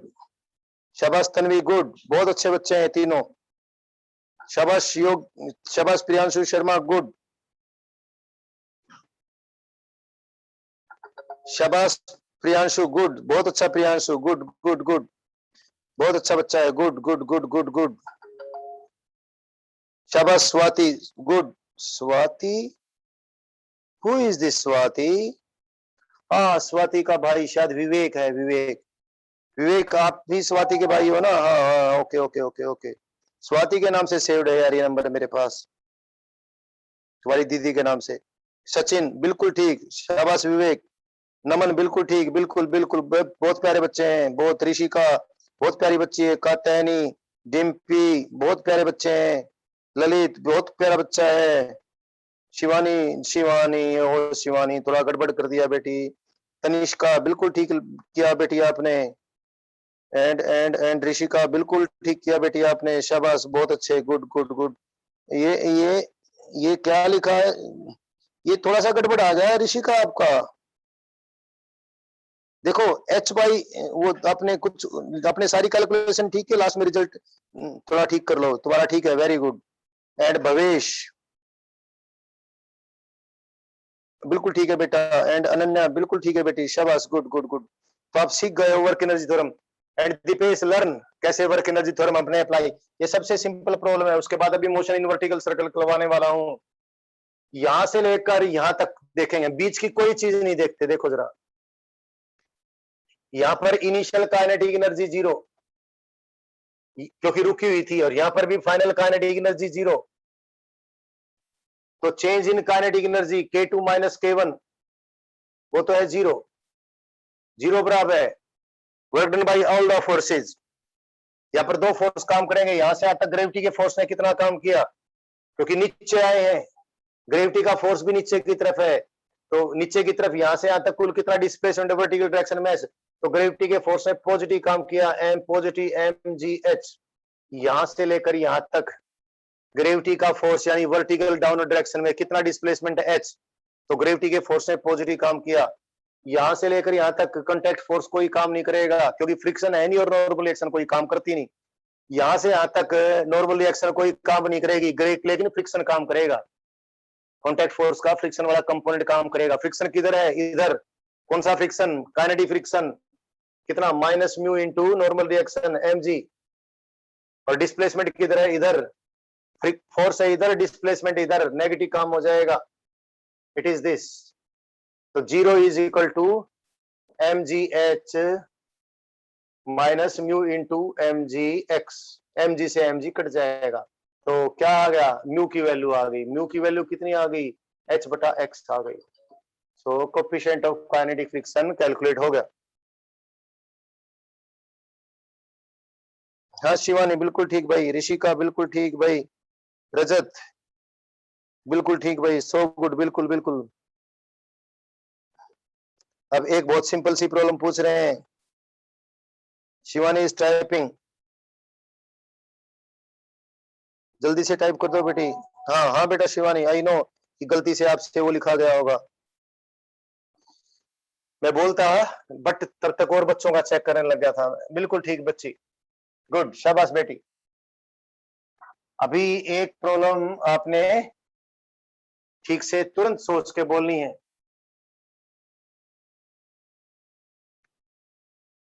ये कोई बड़ी सी टावर है, यहाँ पर टावर पे हमारा परमवीर परम परम परम नॉन मेडिकल में एक बहुत प्यारा बच्चा है, परम साहब खड़े हैं। परम के पास बहुत सारी बॉल्स हैं, हवा का रेजिस्टेंस हम कंसीडर नहीं कर रहे। परम ने एक बॉल ऊपर फेंकी है वर्टिकली अपवर्ड, बहुत सारी बॉल है परम के पास, अलग अलग मास की हैं, अलग अलग साइज की हैं। परम ने एक बॉल नंबर 1 ऊपर की तरफ फेंकी यू स्पीड से, और यहां से यहां तक हाइट है h। परम ने बॉल नंबर 2 फेंकी हॉरिजॉन्टल के साथ 60 डिग्री के एंगल पे, बॉल नंबर 2 ये भी यू स्पीड से फेंकी। परम ने एक बॉल हॉरिजॉन्टल डायरेक्शन में फेंकी है, बॉल नंबर 2 ये भी यू स्पीड से फेंकी, ये बॉल नंबर 3। परम ने एक बॉल हॉरिजॉन्टल के साथ 30 डिग्री के एंगल पे नीचे की तरफ फेंकी, ये भी यू स्पीड से फेंकी। बॉल के मास सारों के अलग अलग हैं, चाहे बराबर हो नहीं, सबके अलग अलग हैं। 1 का सबसे कम, 2 का उससे ज्यादा, 3 का उससे ज्यादा, 4 का उससे ज्यादा, मास नंबरिंग के हिसाब से बढ़ रहे हैं। ये बॉल नंबर 4 ये 30 डिग्री के एंगल पे फेंक दी भाई, और बॉल नंबर 5 फेंकी है वर्टिकली डाउनवर्ड, ये भी यू स्पीड से फेंकी है, बॉल नंबर 5। तो 5 बॉल परम ने फेंक दी, 500 बॉल ग्राउंड पे आएंगी, कोई किसी टाइम आएगी, कोई किसी टाइम आएगी। टाइम का मैंने कुछ नहीं करना है, मैंने ये पूछना है कि नंबर 1, नंबर 2, नंबर 3, नंबर 4 और नंबर 5 में से किस बॉल की स्पीड जब ग्राउंड पे पहुंचेगी सबसे ज्यादा होगी। आप इंक्रीजिंग ऑर्डर में लिखो, राइट इन इंक्रीजिंग ऑर्डर। किस बॉल की मास भाई, इसका सबसे कम, इसका उससे ज्यादा, इसका उससे ज्यादा, इसका उससे ज्यादा, इसका सबसे ज्यादा, किस बॉल की स्पीड सबसे ज्यादा होगी, बताओ, निकालो जरा। शाबाश नमन, शाबाश ऋषिका, गुड, बहुत अच्छे, शाबाश कत्तैनी, बिल्कुल बिल्कुल, शाबाश शाबाश शाबाश प्रियांशु, बिल्कुल ठीक, शाबाश तनिष्का, बिल्कुल ठीक, तुम तो बहुत अच्छे बच्चे हो, शाबाश अनन्या, बिल्कुल ठीक। All will reach ground with same speed, answer ये है क्योंकि जब भी किसी की फाइनल स्पीड भी होगी तो वर्क एनर्जी, बिल्कुल बिल्कुल सही बच्चों ने लिख दिया। योगिता का भी ठीक है, नहीं सॉरी, प्रियांशु शर्मा का भी ठीक है, ललित का भी ठीक है, भवेश का भी ठीक है, शिवानी का भी ठीक है भाई, बिल्कुल बिल्कुल ठीक लिखे हो। परम आपका भी ठीक है, आपका तो परसेंट था। तन्वी आपका भी बिल्कुल ठीक है। कैसे? V square minus u square is equal to 2 × G × H। Work is done only by gravity. अभी बताया था, खाली ग्रेविटी का फोर्स ही काम करे तो वर्क एनर्जी थ्योरम क्या कहेगी? V square minus u square is equal to 2 × G × H। H is एक पॉइंट से लेकर दूसरे पॉइंट तक वर्टिकल डिस्टेंस। चाहे ये वाली घूम ये यूं आए, चाहे यूं आए, चाहे यूं आए, चाहे यूं आए, चाहे यूं आ जाए, वर्टिकल डिस्प्लेसमेंट तो सबका बराबर ही है। ठीक है बच्चों? हाँ, टाइम ऑफ फॉल सबके अलग अलग हो जाएंगे। बिल्कुल बिल्कुल। अब हम करेंगे एक बहुत महान बात। उस बहुत महान बात का नाम है मोशन इन वर्टिकल सर्कल, और ऑब्वियसली वो पूरा ही करूंगा। यानी आपकी क्लास जो मुझे 6 बजे एंड करनी थी, हो सकता है थोड़ा सा 10-15 मिनट फालतू हो जाए। मोशन इन वर्टिकल सर्कल, यानी मुझे आपको इस लायक आज कर देना है कि जो मेडिकल वाले बच्चे हैं उनके सर्कुलर मोशन के सभी क्वेश्चन हो जाएंगे डीसी पांडे के। नॉन मेडिकल वालों के भी डीसी पांडे के सर्कुलर मोशन के सारे क्वेश्चन हो जाएंगे। एचसीवी के सारे क्वेश्चन सर्कुलर मोशन के करने के तो पहले ही काबिल थे। ठीक है भाई? और आपके वर्क एनर्जी पावर के भी आप क्वेश्चन करना शुरू करोगे किसी किताबों से तो कोई एक आध क्वेश्चन अटकेगा, सारे आपके हो जाएंगे। तो मोशन इन वर्टिकल सर्कल,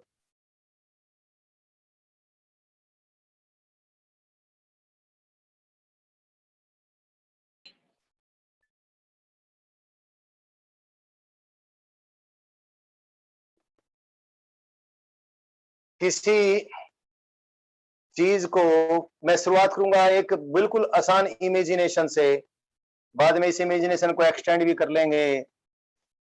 अब सपोज किसी पत्थर को रस्सी से बांध के, रस्सी मासलेस इनएक्सटेंसिबल है, वर्टिकल सर्कल में आपने घुमा दिया। आर रेडियस का वर्टिकल सर्कल है। अगर रस्सी की लंबाई एल है तो एल ही सर्कल की रेडियस हो जाएगी। लिसन, आर रेडियस का वर्टिकल सर्कल है। फॉर एग्जाम्पल, किसी पत्थर को आर लंबाई की रस्सी से बांध के सर्कल में घुमा दिया। समझ रहे? सपोज पत्थर का मास है एम, वर्टिकल सर्कल की रेडियस है आर। तो सारी बात शुरुआत करते हैं। तो मैं एक बार रस्सी दिखा लेता हूं, रस्सी दिखाना जरूरी है क्योंकि रस्सी के बजाय कोई और बात है तो फिर बहुत सारी बातें होंगी। सेंटर की तरफ फोर्स कहां से आएगा, ये कोई ट्रैक भी हो सकता है सर्कुलर, उसमें फिर नॉर्मल रिएक्शन का फोर्स घुमाएगी वगैरह वगैरह सब बात होंगी। बट शुरुआत रस्सी से तो करें। या चलो रस्सी वाली बात भी थोड़ा सा रिलैक्स कर देता हूं। इस पत्थर के ऊपर जो भी ये सर्कुलर पाथ है, इस सर्कुलर पाथ में कुछ ना कुछ ऐसी बात है। सपोज रस्सी और पत्थर वाली बात है तो वो बात पत्थर के ऊपर रस्सी नहीं लगा दी क्या, लगातार पत्थर के ऊपर सेंटर की तरफ कोई ना कोई फोर्स है। अगर रस्सी वाला मामला हुआ तो रस्सी के अंदर ये टेंशन है। मैं इसको एफ बोल देता हूं, f. Again I tell you, please please please, जहां बात समझ में नहीं आए वहीं पर आप मैसेज करके या फोन करके मुझसे पूछ लोगे। If this is the case of stone whirled in a vertical circle tied to a string, then the force which makes the stone to go round in the circle is the tension in the string। लेकिन क्योंकि और case भी हो सकते हैं, हाथ के ऊपर कॉपी रख के, हाथ के ऊपर कॉपी रख के ऐसे भी वर्टिकल सर्कल में घुमा सकता हूं, ऐसे भी। तो हाथ कॉपी के ऊपर जो कॉन्टैक्ट फोर्स लगाएगा वो सेंटर की तरफ लगातार कॉपी को दबाएगा। ठीक है? तो जो भी फोर्स सेंटर की तरफ लगाया गया है इस घूमती हुई चीज के ऊपर, इस फोर्स के जरिए, इस फोर्स की सहायता से घुमाया गया है, और फोर्स भी होंगे वो भी कंसीडर करेंगे। शुरुआत मैंने कर ली है। इस पूरी बात को समझने के लिए इस पूरे मोशन के 3 पॉइंट्स को एनालाइज करना ज्यादा जरूरी है। चिंता ना करें, अभी सारा थोड़ी देर में समझ में आ जाएगा। 3 पॉइंट्स, एक तो वर्टिकल सर्कल का लोअर मोस्ट पॉइंट, इसको मैं बोल दूं पॉइंट नंबर 1। एक वर्टिकल सर्कल का वो पॉइंट जब सर्कल की रेडियस हॉरिजॉन्टल हो जाएगी, ये पॉइंट, इसको बोल दूंगा नंबर 2 पॉइंट। एक टॉप मोस्ट पॉइंट जहां पर वर्टिकल सर्कल के खत्म होने का मैक्सिमम खतरा रहता है, यानी सर्कल में घूमती चीज नीचे नहीं पड़ जाए, इस प्रकार की बात हो जाएगी, होने की पूरे चांस होंगे। Point number 3। 3 पॉइंटों पर इस मोशन को मैं विशेष रूप से एनालाइज कर देता हूं, सारी बात समझ में आ जाएगी। पॉइंट 1 पर इस पार्टिकल की स्पीड है, सपोज इसको मैं बोल देता हूं v1 v1 v1 v1, इसको बोल देता हूं v2,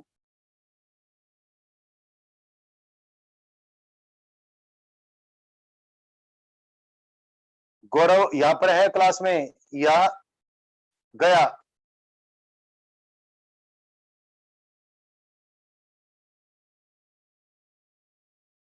मुझे तो लगता है वो चला गया।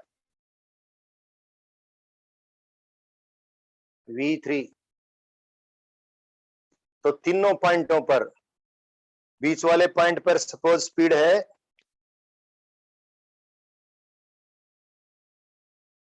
v2, लोअर मोस्ट पॉइंट पे स्पीड है v1, टॉप मोस्ट पॉइंट पर स्पीड है v3। ठीक है बच्चों, लोअर मोस्ट पॉइंट पर घूमती चीज पे जो फोर्स लगा है, देखो एक फोर्स तो mg तो है ही सब जगह, यहां पर भी एक फोर्स तो mg है ही। यहां पर mg फोर्स किधर होगा? mg फोर्स तो हमेशा ही वर्टिकली डाउनवर्ड होगा। टॉप मोस्ट पॉइंट पर mg फोर्स किधर होगा? यहां पर भी वर्टिकली डाउनवर्ड होगा। लेकिन एक चीज आप देख लें जरा, सर्कुलर मोशन होने के लिए सेंटर की तरफ रिजल्टेंट फोर्स चाहिएगा। mg फोर्स तो खाली टॉप मोस्ट पॉइंट पर ही सेंटर की तरफ है, और बाकी किसी पोजीशन पर mg का फोर्स सेंटर की तरफ नहीं है। तो mg का force necessary centripetal force provide करने के लिए खाली टॉप मोस्ट पॉइंट पर ही मोशन की हेल्प करेगा और कहीं नहीं। इसलिए कोई ना कोई और भी एक्स्ट्रा फोर्स होना चाहिए mg के अलावा। ओके गौरव, ध्यान से सुनना बेटा, क्योंकि आज आपके डीसी पांडे के सारे क्वेश्चन सोल्व हो जाएंगे ये करते ही। तो इस mg के अलावा कोई ना कोई और फोर्स भी होना चाहिए जो कि सेंटर की तरफ नेसेसरी फोर्स प्रोवाइड करे। तो मान लिया लोअर मोस्ट पोजीशन पे, पोजीशन नंबर 1 पे सेंटर की तरफ फोर्स F है, पोजीशन नंबर 2 पे सेंटर की तरफ फोर्स F2 है। अगर ये रस्सी वाली बात होती तो इसको बोलता मैं T1, इसको बोलता T2। अब क्योंकि मैंने एक एनालिसिस ऐसे करनी है रस्सी के बजाय हर चीज के लिए वैलिड हो जाए, हर प्रकार के मोशन के लिए, इस प्रकार वर्टिकल सर्कल में, तो इसको F1 F2 F3 कह दिया। और यहाँ पर जो, क्योंकि यहाँ पर तो mg का फोर्स भी सेंटर की तरफ है, तो mg ही पूरा सर्कुलर मोशन करवाने में सक्षम होगा। फिर भी हो सकता है कोई और एक्स्ट्रा फोर्स की भी जरूरत पड़े, उसको मैंने F3 लिख दिया है। ध्यान रखना, motion in vertical circle uniform circular motion नहीं है, स्पीड लगातार कम होती जाएगी। आप देखो जरा, मैंने यहाँ पर तो v वेक्टर सबसे बड़ा बनाया है, यहाँ पर कुछ कम कर दिया है, और वहां पर और भी कम कर दिया है। तो ये यूनिफॉर्म सर्कुलर मोशन नहीं है, नॉन यूनिफॉर्म सर्कुलर मोशन है, स्लोइंग डाउन सर्कुलर मोशन है यहाँ से यहाँ तक। उसके बाद स्पीडिंग अप सर्कुलर मोशन होगा यहाँ से लेकर यहाँ तक। माइंड इट, ठीक है? तो भाई एक एक करके, एक तो पहली बात तो ये है, क्यों ना मैं पहले ही एक कांड कर देता हूं, v1 v2 और v3 के बीच में रिलेशनशिप लगा दो। ठीक है, पहले v1 और v2 के बीच में रिलेशनशिप लगा दें, v1 और v2 के बीच में लगाएं वर्क एनर्जी थ्योरम, यहां से लेकर यहां तक बच्चों, यहां से लेकर यहां तक बच्चों, खाली ग्रेविटी का ही फोर्स काम कर रहा है। हाँ बिल्कुल बिल्कुल प्रियांशु, आप बिल्कुल ठीक बोल रहे हो, बिल्कुल बिल्कुल, हाँ बिल्कुल। प्रियांशु शर्मा भी और प्रियांशु राव भी, दोनों ही बहुत अच्छी अच्छी बात बोले हैं। अभी सब कुछ कैलकुलेट ही होके आ जाएगा। देखो जरा, मैं पहले v1 v2 और v3 के बीच रिलेशनशिप ही लिख देता हूं, क्या लगा के? Work energy theorem. इस पूरी प्रॉब्लम में ये जो F फोर्स है ये हमेशा सेंटर की तरफ है, सर्कुलर मोशन के डिस्प्लेसमेंटों के लगातार परपेंडिकुलर है। एफ आईज इसलिए बोला, F1 भी आ गया, F2 भी आ गया, F3 वगैरह भी आ गया। F eyes do not do any work, तो mg का फोर्स ही काम करेगा। तो 1 एंड 2 के लिए, पॉइंट नंबर 1 एंड 2 के लिए WET लगा दें। क्या लगाएंगे? V2 स्क्वायर फाइनल स्पीड का स्क्वायर माइनस V1 स्क्वायर बराबर है 2 into g into minus r, क्योंकि यहां से यहां तक जाने में वर्टिकल डायरेक्शन में आर डिस्प्लेसमेंट ऊपर किया, और क्योंकि ऊपर है इसलिए माइनस साइन आया, इसलिए इसलिए इसलिए यहां पर रिजल्ट लिख देते हैं भाई। जिसको कम समझ में आया वो अभी पूछ रहे, बाद में तो टाइम बहुत ज्यादा लग जाएगा, इसलिए V2 स्क्वायर की वैल्यू आ गई V1 square minus 2 into g into r. Everyone, Baghel ji, Dipesh ji, और कोई जी, और कोई नॉन जी, एवरी जी प्लीज। यहां से यहां तक वर्क एनर्जी थ्योरम लगाई मैंने। Shivani, okay Shivani, I repeat that Shivani. Shivani, I just told you, कुछ देर पहले बताया था बेटी, खाली ग्रेविटी का ही फोर्स काम करता है, तो फाइनल स्पीड का स्क्वायर माइनस इनिशियल स्पीड का स्क्वायर बराबर है twice of acceleration into gravity into vertical direction में डिस्प्लेसमेंट। पॉजिटिव साइन लगाएंगे अगर डिस्प्लेसमेंट नीचे की तरफ है, नेगेटिव साइन लगाएंगे अगर डिस्प्लेसमेंट ऊपर की तरफ है। ठीक है, ये बात बोली थी शिवानी। अब देखो बेटी, 1 से लेकर 2 तक गए हम। 1 पॉइंट कौन सा है, 2 कौन सा है, लिख रखा है बोर्ड पे। यहां से यहां तक गए तो वर्टिकल डायरेक्शन में यहां से यहां तक कितना गए, यहां से यहां तक सर्कल की रेडियस इतना ऊपर, तो फाइनल स्पीड का स्क्वायर V2 का स्क्वायर माइनस इनिशियल स्पीड का स्क्वायर यानी V1 का स्क्वायर बराबर है यहां से यहां तक 2G into minus r. Minus r क्यों? क्योंकि बता दिया मैंने आपको पूरा प्रमाण के साथ, यानी माइनस 2GR लिख दो। 2G इंटू माइनस आर भी लिख सकता हूं या माइनस 2GR भी लिख सकता हूं। शिवानी समझ में आ गया बेटी? Okay, so good so good. तो इसलिए V2 is equal to V1 square minus 2GR, अलग से सजा लिया इस इक्वेशन को हमने, बहुत तय काम की है। ऐसे ही 1 और 3 के बीच में भी रिलेशनशिप निकाल लें, डायरेक्ट लिख दूं यहां पर 1 और 3, तो फाइनल स्पीड का स्क्वायर V3 का स्क्वायर माइनस इनिशियल स्पीड का स्क्वायर V1 स्क्वायर बराबर है माइनस 2G इंटू यहां से यहां तक वर्टिकल डिस्प्लेसमेंट कितना है 2R। तो क्या आ गया बोलो, V3 square minus V1 square is equal to minus 4GR, यानी V3 square is equal to V1 square minus 4 into G into R। तो ये दो महान इक्वेशन हमारे पास बन गई। एवरीवन, अगर ये समझ में नहीं आई है अभी तो अभी पूछ लीजिएगा, आई am waiting. 1 second, 2 second, 3 second, 4 second, 5 second, 6 second, 7, 8, 9, 10। तो शायद सबको समझ में आ गया है। अब मैं लगाऊंगा वही चीज जो बार बार लगाता हूं, क्या? Newton second law of motion तीनों पॉइंटों पर। पहले पॉइंट नंबर 1 पे, अब मुझे नहीं मालूम भाई, तुम ही लिख के बताओ, तीनों पॉइंटों पर इकट्ठा, तीनों पॉइंटों पर Newton first law Newton second law लगाकर क्या इक्वेशन बनेगी? इक्वेशन बना के बता दो भाई। Newton second law toward centre, tangential direction में नहीं चाहिए मुझे, टेंजेंशियल डायरेक्शन में टेंजेंशियल एक्सेलरेशन। एक मिनट, अच्छे बच्चे के लिए एक्सरसाइज छोड़ रहा हूं। स्पीड कम ज्यादा होती है टेंजेंशियल फोर्स से, स्पीड कम ज्यादा होती है टेंजेंशियल फोर्स से, माइंड इट।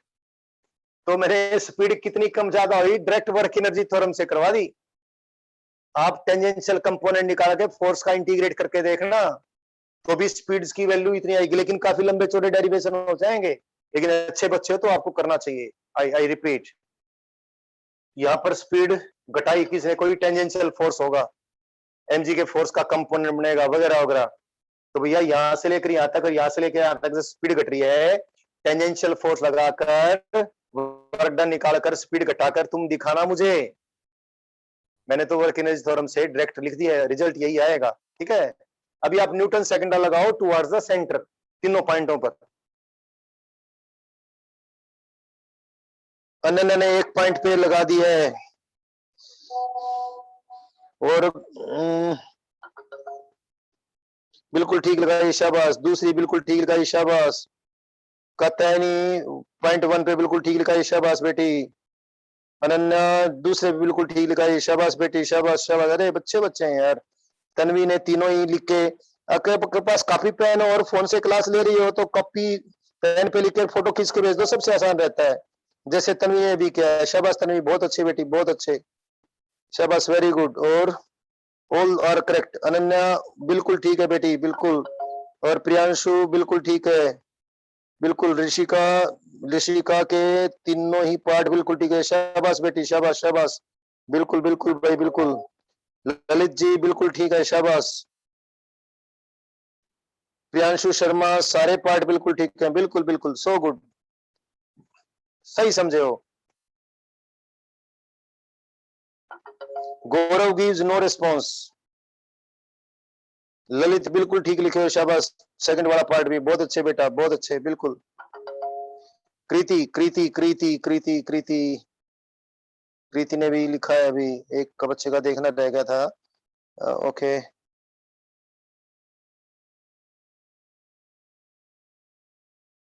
कृति बिल्कुल ठीक लिखा है बेटा, बिल्कुल, शाबाश बच्चे। तो अभी यहां पर सेकंड लॉ ऑफ मोशन लगाएं। Toward the centre resultant force है F1 माइनस mg। कई बार ध्यान रखना, इतना सिंपल क्वेश्चन पूछा जाता है at the lowermost point.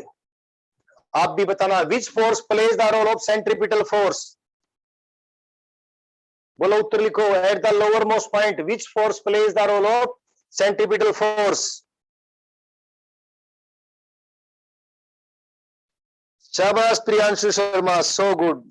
Ananya गलत हो गया बेटी आपसे, शाबाश प्रियांशु। दोनों प्रियांशु राव, दोनों में शायद लगता है सेम आत्मा है, शरीर अलग है। शाबाश प्रियांशु राव, शाबाश प्रियांशु शर्मा, मेरे दोनों बेटे बहुत अच्छे हैं। शाबाश ललित राव, बहुत अच्छा बेटा, बहुत अच्छे। शाबाश अनन्या, आप ठीक हो गए आपसे, बिल्कुल, शाबाश बेटी। सुमित गड़बड़ कर दिए बच्चे, ठीक करो। हिमांशी गड़बड़ कर दिए बेटी, सुमित बिल्कुल ठीक कर दिए, शाबाश। सचिन बिल्कुल ठीक लिखे यार, सचिन बहुत अच्छा लड़का है सचिन। आयुष बिल्कुल, अरे आयुष क्या बात है, आयुष आजकल आगे नहीं बैठता है बोर्ड मिटाने के डर से। बिल्कुल ठीक लिखा है बेटा, शाबाश, गॉड ब्लेस। देखो बेटा, सेंट्रीपिटल फोर्स रिजल्टेंट फोर्स होता है, the resultant force toward centre. तो लोअर मोस्ट पॉइंट पे resultant force toward centre F1 नहीं है, F1 माइनस mg है। तो ये बात आपने ध्यान रखनी है। कई बार इतना सिंपल क्वेश्चन आया हुआ है और इसमें बच्चा गड़बड़ कर जाता है। कोई बात नहीं आयुष, कल मिटाना, फिर कल आओगे ना तब। तो टेक केयर, इतनी सिंपल सी बात भी बच्चा गड़बड़ फिर बड़ा बच्चे को दुख होता है यार, सिली मिस्टेक हो गई। तो लोअर मोस्ट पॉइंट पे resultant force towards the centre is F1 minus mg। So here F1 minus mg plays the role of centripetal force. बिल्कुल बिल्कुल। और बीच वाले पॉइंट पे कौन सा फोर्स सेंट्रीपिटल फोर्स का रोल प्ले करेगा, F2।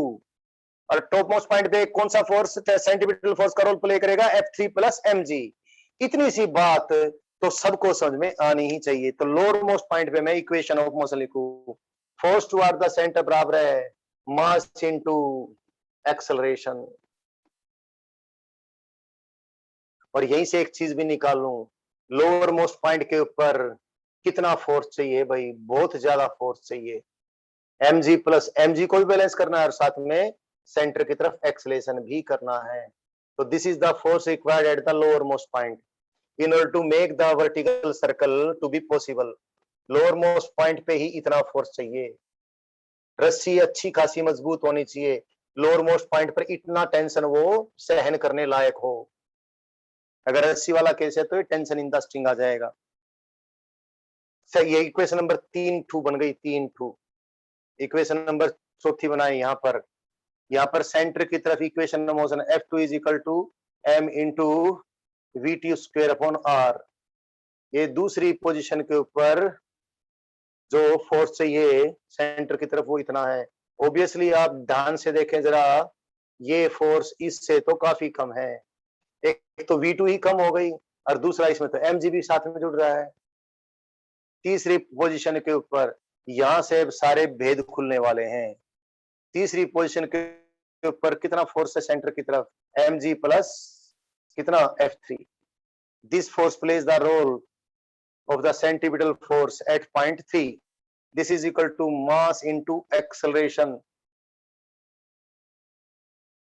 आप देख सकते हो अगर मान लिया F3 की वैल्यू निकालूं तो F3 की वैल्यू तो बहुत ही कम है, कई बार तो जीरो होने से भी काम चल जाएगा क्योंकि mg ही रोल प्ले कर देगा।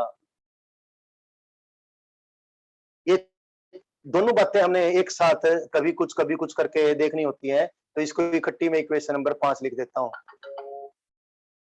शिवानी, बहुत ठीक लिखे शिवानी, आपका मैसेज थोड़ा रिसीव होने में टाइम लग गया। बिल्कुल प्रियांशु राव, आप प्रियांशु शर्मा बिल्कुल ठीक लिखे थे, आपने कोई मैसेज डिलीट कर रखा है। तो भाई देखो भाई बच्चों, देखो भी बच्चों देखो, अब सारे भेद खुले हैं। भेद यहां से खुलेंगे, ध्यान से सुनना।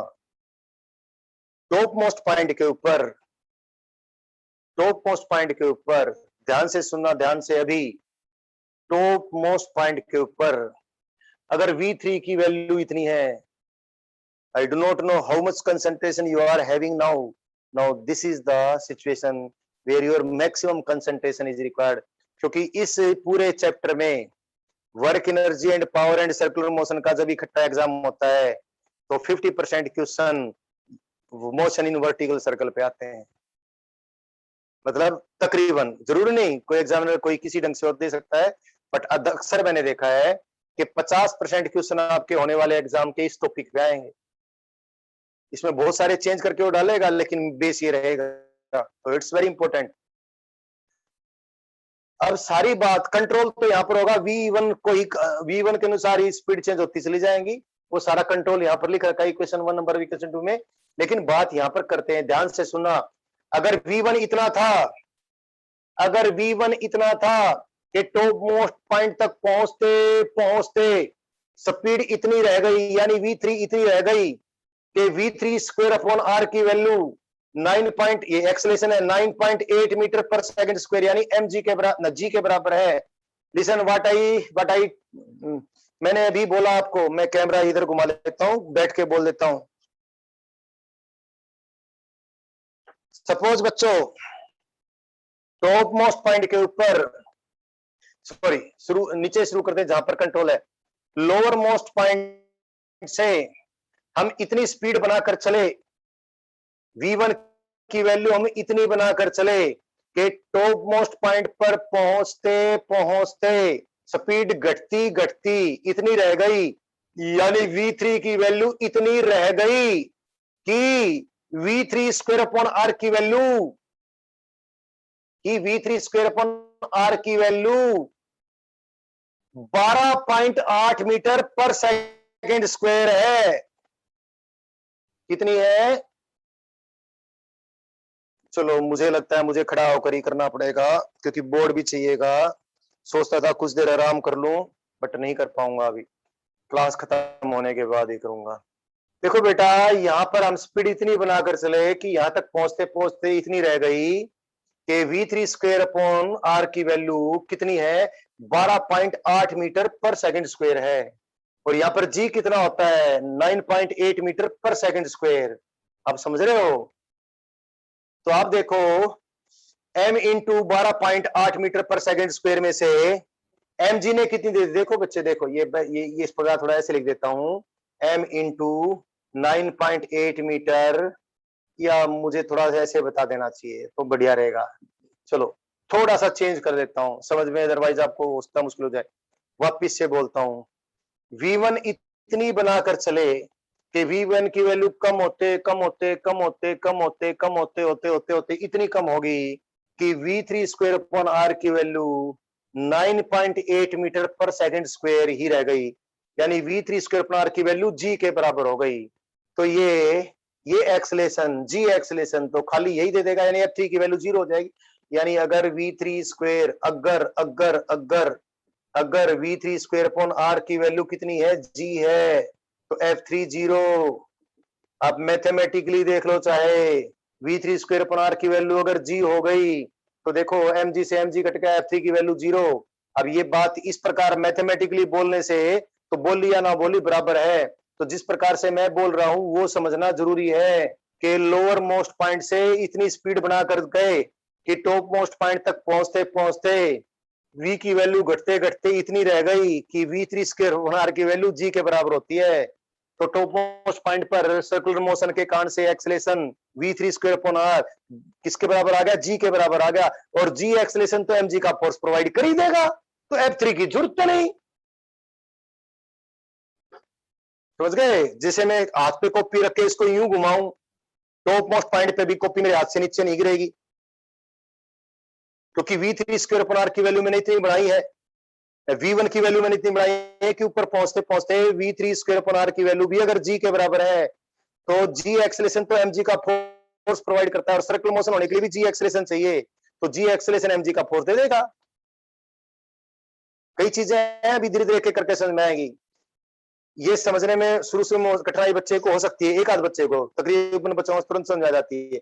ध्यान से सुने, फिर बार बार बोल रहा हूं, लोअर मोस्ट पॉइंट पर यहीं पर स्पीड इतनी बनाकर चले, कंट्रोल हमारे पास यहां होगा, बीच में कंट्रोल नहीं होता है। स्पीड यहां से इतनी बनाकर चले कि यहां तक पहुंचते पहुंचते स्पीड घटते घटते घटते कम होते होते यहां तक पहुंचते पहुंचते स्पीड कम होकर इतनी होगी कि यहां पर जो एक्सेलेरेशन है v3 square upon r top most point पर, ये खुद एक्सेलेरेशन ड्यू टू ग्रेविटी के बराबर ही होगा। v3 स्क्वायर अपॉन r मतलब सर्कुलर मोशन के कारण से एक्सेलेरेशन। तो यहां पर सर्कुलर मोशन, सर्कल में घूमने के कारण से जो एक्सेलेरेशन है उसकी वैल्यू ही g के बराबर है, तो g एक्सेलेरेशन तो mg का फोर्स ही दे देगा। तो टॉप मोस्ट पॉइंट पर कोई एक्स्ट्रा फोर्स की जरूरत नहीं है, लेकिन सर्कुलर मोशन हो जाएगा और सर्कल में घूम के फिर नीचे आएगा तो स्पीड बढ़ती चली जाएगी। ठीक, आगे की बात सुन लीजिए, ये बात क्लियर होगी, ये बात क्लियर होनी बहुत जरूरी है। पहले तो आप देखो क्लियर नहीं है तो यहीं पर पूछ लीजिएगा, अभी मैं 5-7 मिनट में सारा खत्म कर दूंगा, लेकिन 5-7 मिनट बहुत ज्यादा जरूरी है आपकी कंसंट्रेशन से बातों को सुनने के लिए। शिवानी कुछ पूछना चाहती है, जल्दी पूछ लो बेटी। क्लियर है सर, ओके ठीक है शिवानी, सो गुड। अच्छा अब भाई सपोज नीचे से ही नीचे से ही नीचे से ही हम स्पीड इतनी बनाकर चले कि टॉप मोस्ट पॉइंट तक पहुंचते पहुंचते v कम होते होते इतनी हो गई कि v3 स्क्वायर अपॉन r की value v3 square upon r की वैल्यू सपोज 3/2g है। वापिस से बोलता हूं, नीचे से ही काफी ज्यादा स्पीड से लेकर चले तो टॉप मोस्ट पॉइंट तक पहुंचते पहुंचते स्पीड की वैल्यू घटते घटते कितनी हुई, घटते घटते इतनी हुई कि v3 स्क्वायर अपॉन r की वैल्यू अब भी कितनी रह गई, 3/2g रह गई। तो 3/2g एक्सेलेरेशन में से g एक्सेलेरेशन तो mg का फोर्स दे देगा, बाकी g/2 एक्सेलेरेशन देने के लिए f3 फोर्स और चाहिएगा, यानी अच्छा खासा कॉन्टैक्ट फोर्स होगा। रस्सी के केस में अच्छा खासा टेंशन होगा, कितना mg/2। देखो जरा, फिर बोलता हूं यार, लोअर मोस्ट पॉइंट से इतनी स्पीड बनाकर चले कि टॉप मोस्ट पॉइंट तक पहुंचते पहुंचते स्पीड घटते घटते घट घट कर भी इतनी रह गई कि v3 स्क्वायर अपॉन r की वैल्यू, यानी टॉप मोस्ट पॉइंट पर एक्सेलेरेशन की वैल्यू, सर्कल में घूमने के कारण से जो एक्सेलेरेशन है उसकी वैल्यू अब भी एक्सेलेरेशन ड्यू टू ग्रेविटी से 3/2 टाइम्स ज्यादा है, यानी टॉप मोस्ट पॉइंट पर एक्सेलेरेशन इतना है, तो इतने में से इतना एक्सेलेरेशन जी तो कौन दे देगा, mg का फोर्स। यानी इसको मैं क्या लिख दूंगा, अगर मैं कोई जरूरत तो नहीं थी फिर भी इस इक्वेशन को ऐसे लिख दूं, mg बराबर है f3 बराबर है m into v3 square upon r, v3 square upon r को क्या लिख दूं मैं, g प्लस g/2, तो क्या आ गया mg प्लस m g/2। तो g एक्सेलेरेशन तो mg फोर्स ने दे दिया, बाकी g/2 एक्सेलेरेशन कौन देगा, f3 फोर्स देगा। इस बात को ब्रेक करके आपने इस प्रकार समझ लिया, यानी सर्कुलर मोशन खूब बढ़िया तरीके से होगा, सर्कुलर मोशन खूब बढ़िया तरीके से होगा। रस्सी है तो रस्सी ढीली नहीं पड़ेगी, जबरदस्त रस्सी में खिंचा होगा, किसने के बराबर, mg/2 फोर्स के बराबर। समझ गए होंगे, ठीक है। लेकिन अब कांड होने वाला है, क्या, अगर v1 की वैल्यू इतनी कम लेकर चले कि टॉप मोस्ट पॉइंट तक पहुंचते पहुंचते V3 की वैल्यू घटते घटते इतनी कम होगी कि V3 स्क्वायर अपन R की वैल्यू सपोज 2/3G है। लो जी, हो गया कांड। इसका मतलब ये हुआ कि ये इक्वेशन पॉसिबल ही नहीं है। मतलब भैया mg का फोर्स अगर अकेला भी होता तो वो भी कितना एक्सेलेरेशन देता, g एक्सेलेरेशन देता। यानी सर्कल में घूम के एक्सेलेरेशन कितना है, सर्कल में घूम के एक्सेलेरेशन है 2g/3। mg का फोर्स कितना एक्सेलेरेशन करेगा, f जो फोर्स है एक्स्ट्रा वो तो गया काम से, कम से कम mg का फोर्स तो रहेगा रहेगा, mg का फोर्स तो g एक्सेलेरेशन करेगा। लेकिन टॉप मोस्ट पॉइंट पर घूमने के कारण कितना एक्सेलेरेशन चाहिए, घूमने के कारण चाहिए 2/3g। तो बाकी 1/3g धरती क्या कहेगी, नीचा नीचा नीचा, यानी घूमने के बजाय यहीं से यूं पड़ जाएगा, क्योंकि यहाँ घूमने के कारण तो एक्सेलेरेशन कितना है 2g/3, बाकी नीचे की तरफ गिर के हो जाएगा, यानी टॉप मोस्ट पॉइंट पर सर्कुलर मोशन खत्म हो जाएगा। इससे पहले ही कहीं खत्म हो जाएगा, जहां पर वो कहां पर कितना खत्म होएगा हम अभी डिटरमाइन करना सिखाएंगे। तो भैया सर्कल मोशन खत्म ना हो तो उसके लिए इंपॉर्टेंट शर्त क्या रही बताओ, इस पूरी लर्निंग में आपने सीख ली होगी। सर्कुलर मोशन को कोई खतरा ना हो वर्टिकल सर्कल में, तो इंपॉर्टेंट शर्त क्या रही, कौन बच्चा समझ गया जल्दी से बताए कि टॉप मोस्ट पॉइंट पर एक्सेलेरेशन कम से कम कितना हो।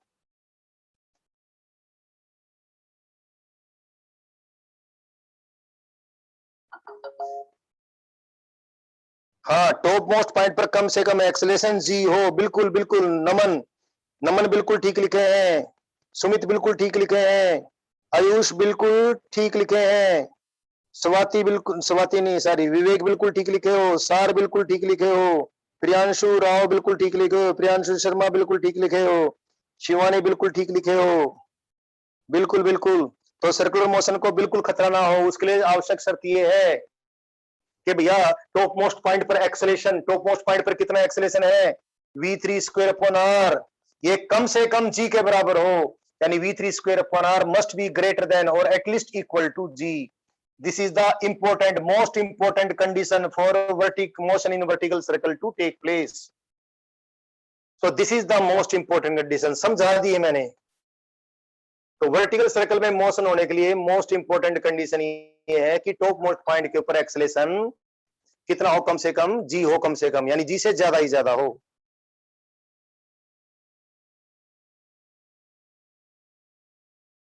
नहीं वेलोसिटी का देखेंगे यार, वेलोसिटी का जीरो तो बहुत घटिया बात हो गई यार।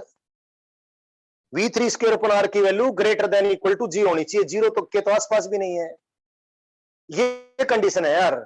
So this is the everything, simple सी बात है। अगर V3 स्क्वायर अपॉन R की वैल्यू देखो वापिस से, अगर V3 स्क्वायर अपॉन R की वैल्यू G है तो टॉप मोस्ट पॉइंट पर F3 जीरो होने के बावजूद भी, यानी यहाँ पर कोई कॉन्टैक्ट फोर्स नहीं होगा। अगर हथेली के ऊपर कॉपी रख के घुमाने लग रहा हूं तो, और रस्सी में टेंशन है तो यहाँ पर टेंशन जीरो हो जाएगा, लेकिन सर्कुलर मोशन को टॉप मोस्ट पॉइंट पर mg का फोर्स ही करवा देगा। और यदि V3 स्क्वायर R की वैल्यू G से फालतू है तो mg के अलावा कोई और फोर्स भी चाहिएगा सर्कुलर मोशन करवाने के लिए, और वो सर्कुलर मोशन आसानी से हो जाएगा। यानी हाथ पे कॉपी है तो कॉपी और हाथ के बीच में अच्छा खासा कॉन्टैक्ट होगा। तो कंडीशन ये आ गई भाई। तो वर्टिकल सर्कल में मोशन होने के लिए V3 square must be greater than equal to क्या, R इंटू जी। ये है मेन थिंग। इक्वेशन नंबर मैंने 6 लिख दिया, इक्वेशन नहीं है इनइक्वलिटी है। अब V3 स्क्वायर की वैल्यू आपको पहले से मालूम, ये तो V3 स्क्वायर की है कंडीशन। V3 स्क्वायर की वैल्यू पुट कर दे इसमें, कहां से, यहां से, सारा कंट्रोल V1 पे है। तो V3 स्क्वायर की वैल्यू ये क्या, V1 square minus 4GR, it must be greater than equal to G into R। तो V1 square must be greater than equal to 5 into G into R, यानी V1 must be greater than equal to square root 5GR। तो vertical circle में motion possible होने के लिए lower most position पे आप ये कमांड देकर चलेंगे, यानी ये ऑलरेडी एडजस्टमेंट करके चलेंगे कि लोअर मोस्ट पॉइंट पे स्पीड कम से कम स्क्वायर रूट 5GR होनी चाहिए, तो ही जाकर मोशन इन वर्टिकल सर्कल पूरा हो पाएगा। अगर इससे कम है, डिम्पी का आंसर ठीक था। रचित,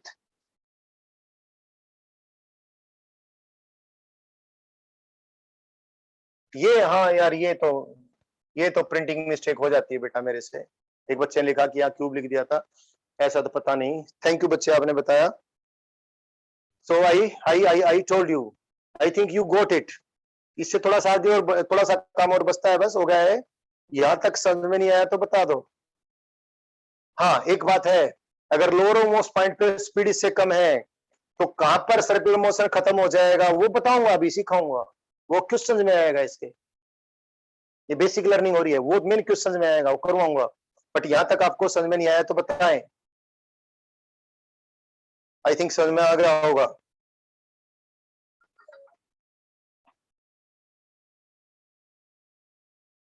दीपेश सेज इक्वेशन 6 के बाद बता दो।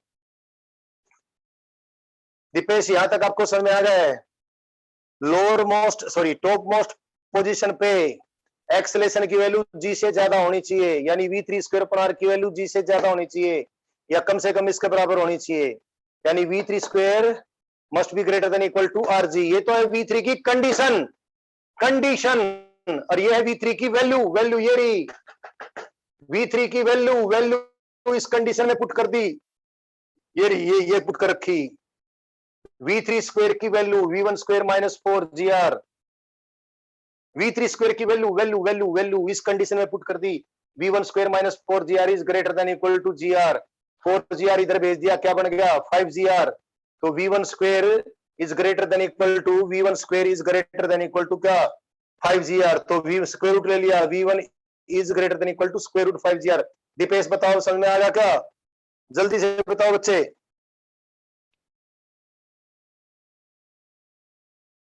ओके ओके ओके, ठीक है। अब आगे चलते हैं भाई, बस 2 लाइन का काम और बचता है। अब बच्चों शुरू से लेकर आखिर तक देखें तो suppose the circular motion is critically possible. Critically possible मतलब v1 की वैल्यू कितनी है, क्रिटिकल वैल्यू, क्या सॉरी v1 की वैल्यू कह लें, चाहे v1 की वैल्यू तो क्रिटिकल कितनी, v1 square is equal to 5gr, और v3 स्क्वायर की वैल्यू कितनी, क्रिटिकल क्या gr, यानी क्रिटिकली पॉसिबल है मोशन, यानी इससे थोड़ा सा भी अगर कम स्पीड होती तो सर्कुलर मोशन पॉसिबल नहीं होता। तो उसके हिसाब से सारी वैल्यूज कैलकुलेट कर लें, F1 की और F2 की और F3 की, ये आपको याद रहनी चाहिए। तो F1 की वैल्यू तो कितनी, F1 की वैल्यू तो V1 की वैल्यू कितनी भाई, V1 की वैल्यू V1 बाई R की वैल्यू क्या 5G, तो आएगा 6mg।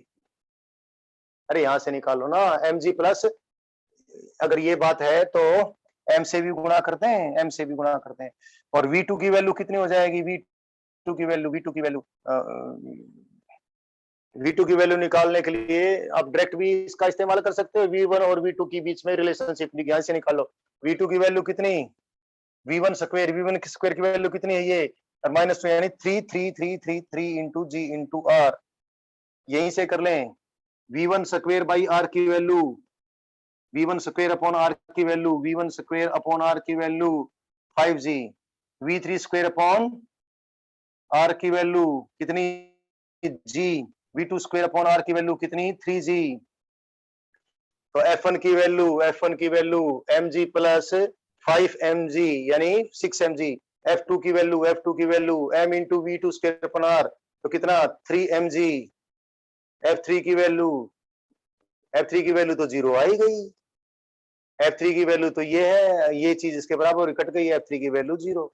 mg का फोर्स सर्कुलर मोशन करवा देगा, यानी वर्टिकल सर्कल क्रिटिकली पॉसिबल है, तो लोअर मोस्ट पॉइंट पर mg के अलावा जो एक्स्ट्रा फोर्स चाहिए वो 6mg चाहिए, बीच वाले पर बीच की बात 3mg, टॉप मोस्ट पे 0। वैसे भी 3mg याद रखना है, आसान है, 6mg और 0 के बीच की बात 3mg होती है। So that is all about motion in vertical circle. आपके तकरीबन क्वेश्चन HCV के वर्क एनर्जी एंड पावर के हो जाएंगे, तकरीबन क्वेश्चन DC पांडे वगैरह, यानी आप सोल्व करना शुरू करेंगे तो जो अटकेगा बीच में गोला लगाते जाए, मेहनत करना शुरू कर दें। बाय बाय बच्चों।